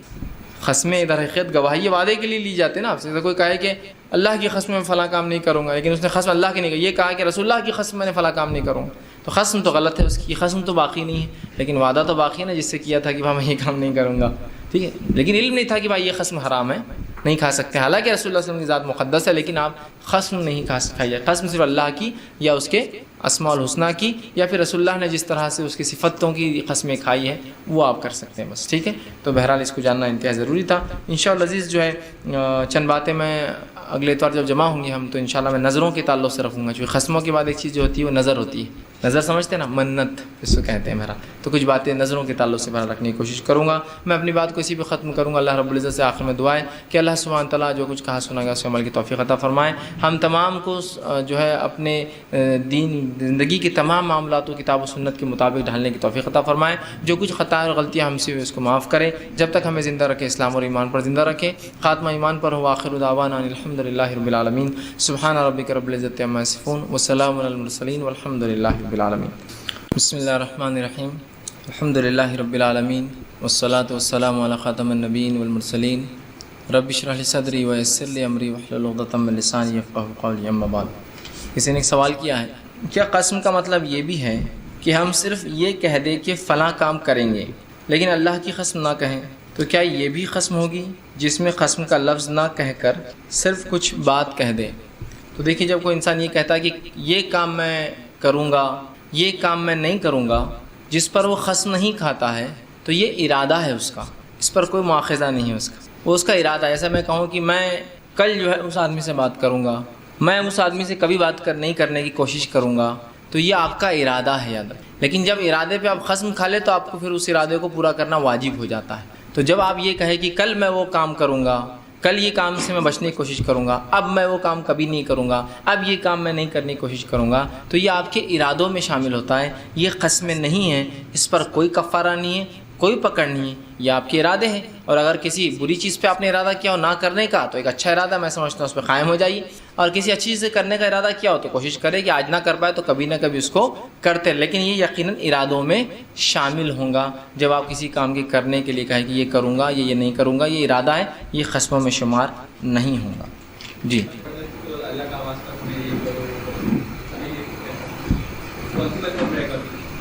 بھائی نے ایک سوال کیا کہ کچھ لوگ زبردستی جو ہے واسطہ دیتے ہیں یا قسم ڈال دیتے ہیں کہ وہ اللہ کے لیے یہ کام میرا کرو، اللہ کا واسطہ، اللہ کی قسم تم پر یہ کام، زبردستی. تو میں نے یہ بات واضح کر دی آپ کو جو حدیث میں ہے کہ وہ کام جو آپ کر سکتے ہیں اور اس کام پر کوئی آپ کو جو ہے واسطہ دے اللہ کا یا قسم دے اللہ کی، تو آپ کو اس کو پورا کرنا ہوگا. لیکن کوئی ایسا کام جو آپ نہیں کر سکتے، لوگ زبردستی آپ سے کروا رہے ہیں، تو یاد رکھیں اس پر آپ کا کوئی مواخذہ نہیں ہے. جیسا کہ کوئی کہہ دے کہ تم کو اللہ کی قسم تمہاری بیٹی ہماری بیٹے کو دینا، اور اس کو کوئی ارادہ نہیں دینے کا، تو کہہ دے بھائی نہیں، اس لیے کہ یہاں میں، میری بیٹی اور بہت ساری چیزیں انوالو ہوتی ہیں. نکاح کوئی معمولی چیز نہیں، اس میں بہت ساری چیزیں انوالو وہ دیکھی جائیں گی اور مجھے وہ پسند نہیں. سمجھ رہے بات؟ یا کوئی کہ اللہ کی قسم تم 10 لاکھ روپے میرے کو دوں گے اگلے مہینے، اور اسی کوئی استطاعت نہیں ہے اور وہ ہے بھی تو وہ دے نہیں سکتا، اس لیے کہ اس کے حالات نہیں اور مکلف نہیں اس پہ، اس لیے کہ رقم انوالو ہے، کچھ ہو جائے تو بڑا مسئلہ ہے. تو کہہ دے بھائی تم ایسی قسم ڈال رہے ہو جو میں پوری نہیں کر سکتا ہوں. لیکن ہاں ایسی قسمیں کوئی ڈالے جو آپ پوری کر سکتے ہو تو وہ کر دیجیے. کوئی کہے کہ بھائی اللہ کی قسم تم کو، اللہ کا واسطہ کل دعوت میں ضرور آؤ یار ہماری، اور آپ ہے بھی شہر میں، آپ خالی بھی ہے، تو چلے جائیے نا. سمجھے؟ تو جو کام آپ کر سکتے اس پر ہے، جس پر جو آپ کام نہیں کر سکتے ممکن نہیں ہے اس پر انشاءاللہ آپ کا مواخذہ بھی نہیں ہے. ورنہ لوگ اس کو اپنے کام کرانے کا ذریعہ ہی بنا لیتے قسمیں. بہت سی بار ہوتا اللہ کی قسم کو یہ کر دو، یا فقیر آ گیا اللہ کا واسطہ تم جو ہے فلاں دے دو، اور وہ تو پورا گھر بھی دے تو اس کو سکون ہونے والا نہیں ہے اپنا. ٹھیک، تو ظاہر سی بات ہے وہ مکلف نہیں ہم اس کے، ہر اس کے وہ کام ہم کر سکتے جس کے مکلف ہے اور جو ہم اس کی مدد کر سکتے ہیں. کسی نے ایک سوال کیا، اگر کسی انسان کو یہ بات یاد نہ ہو کہ اس نے ماضی مطلب پاسٹ میں جو اللہ کی قسمیں کھائی تھی اور وہ پوری بھی کی یا نہیں، تو کیا ان قسموں کا کس طرح کفارہ ادا کرے یا نہ کریں؟ دیکھیے، آپ سب سے پہلی چیز تو یہ کہ جو قسمیں آپ نے کھائی تھی اور آپ بھول گئے، کوشش کریں کہ آپ یاد کریں آپ نے کتنی قسمیں کھائی تھی. یاد آتی ہے کہ کتنی قسمیں کھانے سے مراد کتنی توڑی تھی. ہاں کفارہ توڑنے کی ہوتا ہے، کتنی قسمیں توڑی تھی اگر یاد ہے تو ان سب کا کفارہ آپ کو فردن دینا ہوگا. ایسا وہ پہلے وہ توڑا تھا، پھر دوسرا یہ توڑا تھا، تیسرا تو 3 توڑا، تو 10 مسکین 10 مسکین 10 مسکین. مسکین نہیں تو پھر کپڑے ہوئے، غلام آزاد کرنا، یا پھر 3 روزے 3 روزے 3 روزے. لیکن اب آپ کو یاد نہیں ہے، لیکن اتنا تو آپ کا شک بتا رہا ہے کہ ایک تو باقی ہوئی. جب بھی آپ کو یاد آ رہا ہے کہ کچھ نہ کچھ تو باقی ہے میرے پہ پینڈنگ، کہ قسم کھائی تھی پوری نہیں کی، تو آپ جو اس معاملے میں کم از کم ایک قسم توڑنے کا تو کفارہ دیجیے. اگر کسی انسان کو یاد ہو کہ قسم تو توڑی ہے لیکن یہ یاد نہ ہو کتنی، تو کم از کم ایک تو یاد آ رہی ہے اسے توڑیے. تو پھر وہ ایک کا کفارہ تو منیمم دے دیں. اس سے علاوہ جو اس کو یاد آ رہا نہیں ہے 3 لگ رہے ہیں لیکن 2 تو پکے ہیں, 4 جیسے یاد آ رہا ہے لیکن 1 تو پکا ہے, تو بہرحال جو اس کو یاد آ رہا ہو اس کے اعتبار سے وہ اتنے جو ہے قسموں کے توڑنے کا کفارہ دیں. اور میں یہ گزارش کروں گا اپنی قسموں کو ایسے نہ کھائے جو آپ بار بار توڑتے رہے, قسم کھا لی اور توڑ دی, بلکہ ایسی قسم کھائے جس کو آپ پورا کرنے کی مکمل کوشش کریں. ورنہ اس نے فرمایا کہ پھر قسم کھاؤ مت, اللہ کی کھاؤ, جھوٹی مت کھاؤ, ورنہ کھاؤ مت, کیا کرنا کھا کے خواہ آپ کو قسم. ٹھیک, تو بہرحال اس سے احتیاط کریں. جی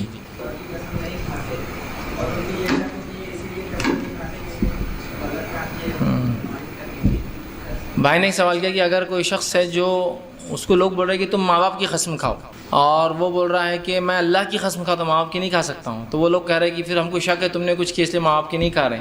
تو دیکھیے سب سے پہلی چیز آپ ایسے لوگوں کو بول دیں کہ اللہ کے علاوہ قسم کھانا شرک ہے, تو لہٰذا اگر قسم کھاؤں گا تو اللہ کی, نہیں تو نہیں کھاؤں گا, چاہے آپ کو جو بھی لگے, پھر چاہے جو بھی لگے, اس لیے کہ میں کسی اور کے لیے شرک کیوں کروں گا. سمجھ رہے ہیں آپ؟ تو ان کو بولیے کہ قسم صرف اللہ کی کھائی جاتی ہے اسلام میں, اگر آپ کو قسم کھلانا ہے تو میں یہ قسم کھا سکتا ہوں, اس کے علاوہ آپ قسم چاہ رہے ہیں تو میں وہ قسم نہیں کھا سکتا, اس لیے کہ وہ شرک ہے. پھر چاہے آپ جو بھی سمجھیں, پھر چاہے ان کو جتنا ہی برا لگے, پھر چاہے جو بھی, لیکن ہم کسی اور کی قسم نہیں کھا سکتے, یاد رکھیے. کسی نے ایک سوال کہ اسلام میں رسم کا تصور نہیں ہے, لیکن کیا لڑکی پسند آنے پر لڑکا اور صرف لڑکے کے گھر والے لڑکی کے گھر پر مٹھائی کا ڈبہ اور جوڑا لے جا سکتے ہیں یا نہیں؟ کسی نے کہا کہ دیکھیں اسلام میں تصور نہیں ہے, لیکن اگر کوئی لڑکی پسند آئی تو صرف لڑکی گھر پر جو ہے مٹھائی کا ڈبہ اور کیا جوڑا لے جا سکتے ہیں. ٹھیک, تو دیکھیے سب سے پہلی چیز تو یہ کہ اگر کوئی کسی کو لڑکی پسند آتی ہے, ٹھیک, اور وہ اسی لڑکی سے نکاح کرنے کا ارادہ کرتا ہے, تو میں کہوں گا وہ ایک مٹھائی کے ڈبے اور جوڑے میں نکاح ہو جا سکتا ہے. تو گھر جائیے, نکاح کر کے آ جائیے, وداعی بعد میں کیجیے, آپ کے دل کا تسلی ہو گئی. رسم کرنے کی وجہ کیا لوگ بتاتے ہیں, ہم رسم اس لیے کرتے کہ اس سے لوگوں میں اعلان ہوتا ہے کہ رشتہ پکا ہو گیا ہے نا, اسی لیے کرتے نا. تو رشتہ پکا کا کوئی رشتہ ہو گیا, شادی کر دو آپ, کیونکہ اگر رسم بھی ٹوٹا تو اتنا ہی بدنام ہوتا آدمی. سمجھ رہے ہیں بات کو؟ طریقہ تو پورا وہی لوگ جمع ہو رہے, اتنا ہی ہو رہا, بلکہ رسم کے لیے بھی میں نے دیکھا گھر کے بوڑھے جمع ہوتے ہیں, ایک عالم صاحب کو بلاتے ہیں اور ایک فہرست پڑھتے ہیں, آج بروز فلاں بنت فلاں بن فلاں فلاں ابن فلاں ان دونوں کا رسم طے پا رہا ہے, رسم کے اندر جو ہے یہ لوگ موجود ہیں اور اس میں فلاں فلاں جوڑے دیے جائے رسم کے لیے, جیسا کہ وہ نکاح کا اعلان کر رہا ہے کہ مہر کتنا اور فلاں ہے نا. تو میں کہوں گا کہ رسم کا کوئی شریعت میں تصور نہیں ہے. اگر آپ کو اس کی اجازت دے دی جائیں گی کہ ایک مٹھائی کا ڈبہ اور جوڑا لے جائے, تو پھر ایک مٹھائی کی جگہ میں کروڑ پتی ہوں, میں 100 جوڑے اور 100 کنٹل مٹھائی لے جانا چاہ رہا ہوں, تو اس کی بھی جواز مل جائے گا. اور کوئی اس سے زیادہ مالدار رہا تو وہ کہیں گا بھائی میں ایک ایروپلین دینا چاہ رہا ہوں گفٹ میں اس کو نکاح سے پہلے, اور فلاں کرنا چاہ رہا ہوں, اور 10-20 ہزار لوگ میرے دعوتی بن جائیں. تو پھر جس چیز کو شریعت نے بڑے پیمانے پہ کیا تو چھوٹے پیمانے پہ بھی غلط ہوگا. تو لہٰذا آپ صرف شادی کر سکتے ہیں, اس کے علاوہ رسومات نہیں. ہاں یہ الگ بات ہے کہ آپ کسی کو پسند کرنے جائے یا کسی کو خوش ہو کر کچھ تحفتاً دے, شریعت اس کی اجازت دیتا ہے, وہ کبھی بھی ہو سکتا ہے وہ چیز. جیسا مثال کے طور پر کچھ لوگ بچوں کو دیکھتے ہیں جب تو کچھ پیسے نکال کر دیتے ہیں, یہ تحفہ ہے, یہ کوئی رسمن نہیں. تحفتاً کی بچے سے ملے پہلی بار کسی کے تو کچھ دینا چاہیے ان کو. یا عید کے دن جو ہے بچے آتے ہیں تو بڑے ان کو تحفتاً کچھ پیسے دیتے, عیدی بولتے ہیں ہمارے پاس ہے نا, لیکن